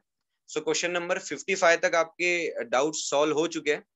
आगे के जो डाउट्स है, मैं नहीं क्या एक और डाउट सेशन अरेंज कर देता हूँ, जिसमें आपके हम आगे के भी डाउट्स क्लियर कर देंगे। और जो लॉगरिथम वाले क्वेश्चंस है ना, वो भी हम तभी चेक कर लेंगे। ठीक है, लॉगरिथम वाले क्वेश्चंस भी हम तभी चेक कर लेंगे। मैंने बोला था क्लास के बाद हम चेक कर लेंगे, बट ठीक है क्योंकि डाउट सेशन पूरा हुआ नहीं है तो उसके बाद ही हम देख लेंगे। तो ट्राई करेंगे ये वीक में एक और डाउट सेशन हो जाए। ठीक है, 48 का सोल्यूशन बोल रहे हो, ठीक है ये 48 का सोल्यूशन चेक कर लो। तो क्या करेंगे हम गाइस, यहाँ पे मैं एक बार आपको बता देता हूँ नेक्स्ट डाउट सेशन में क्या होगा। ये वीक में हम रखेंगे वो डाउट सेशन। सबसे पहले हम क्या करेंगे, 55 के आगे के जो भी क्वेश्चंस है जिसमें आपको डाउट है वो हम चेक करेंगे। उसके बाद फिर नहीं क्या वो लेक्चर कंप्लीट कर देंगे और फिर लॉगरिथम के जिन लोगों को डाउट्स है वो हम चेक कर लेंगे। ठीक है, आपके पास सोल्यूशन आप सभी लोगों को मिल चुका होगा। एक बार वो सोल्यूशन आप फिर से देख लीजिएगा, जो भी क्वेश्चंस में आपको डाउट आ रहा है माइट भी क्लैरिटी आ जाएगी, क्योंकि अभी हमने कुछ क्वेश्चन डिस्कस किए उससे आपके कंसेप्ट क्लियर हो रहे होंगे। ओके, तो आपके लिए वर्क ये है कि आप जो भी क्वेश्चन में आपको डाउट है उसके सोल्यूशन आप फिर से चेक कर लो, और नेक्स्ट डाउट सेशन में फिर जो भी डाउट्स आपके रिमेनिंग है वो हम देखेंगे और लॉगरिथम के डाउट्स आपके हम चेक कर लेंगे। ठीक है, हाँ, okay okay, bye everyone. Okay cool, चलेगा। Bye everyone, thank you guys, bye.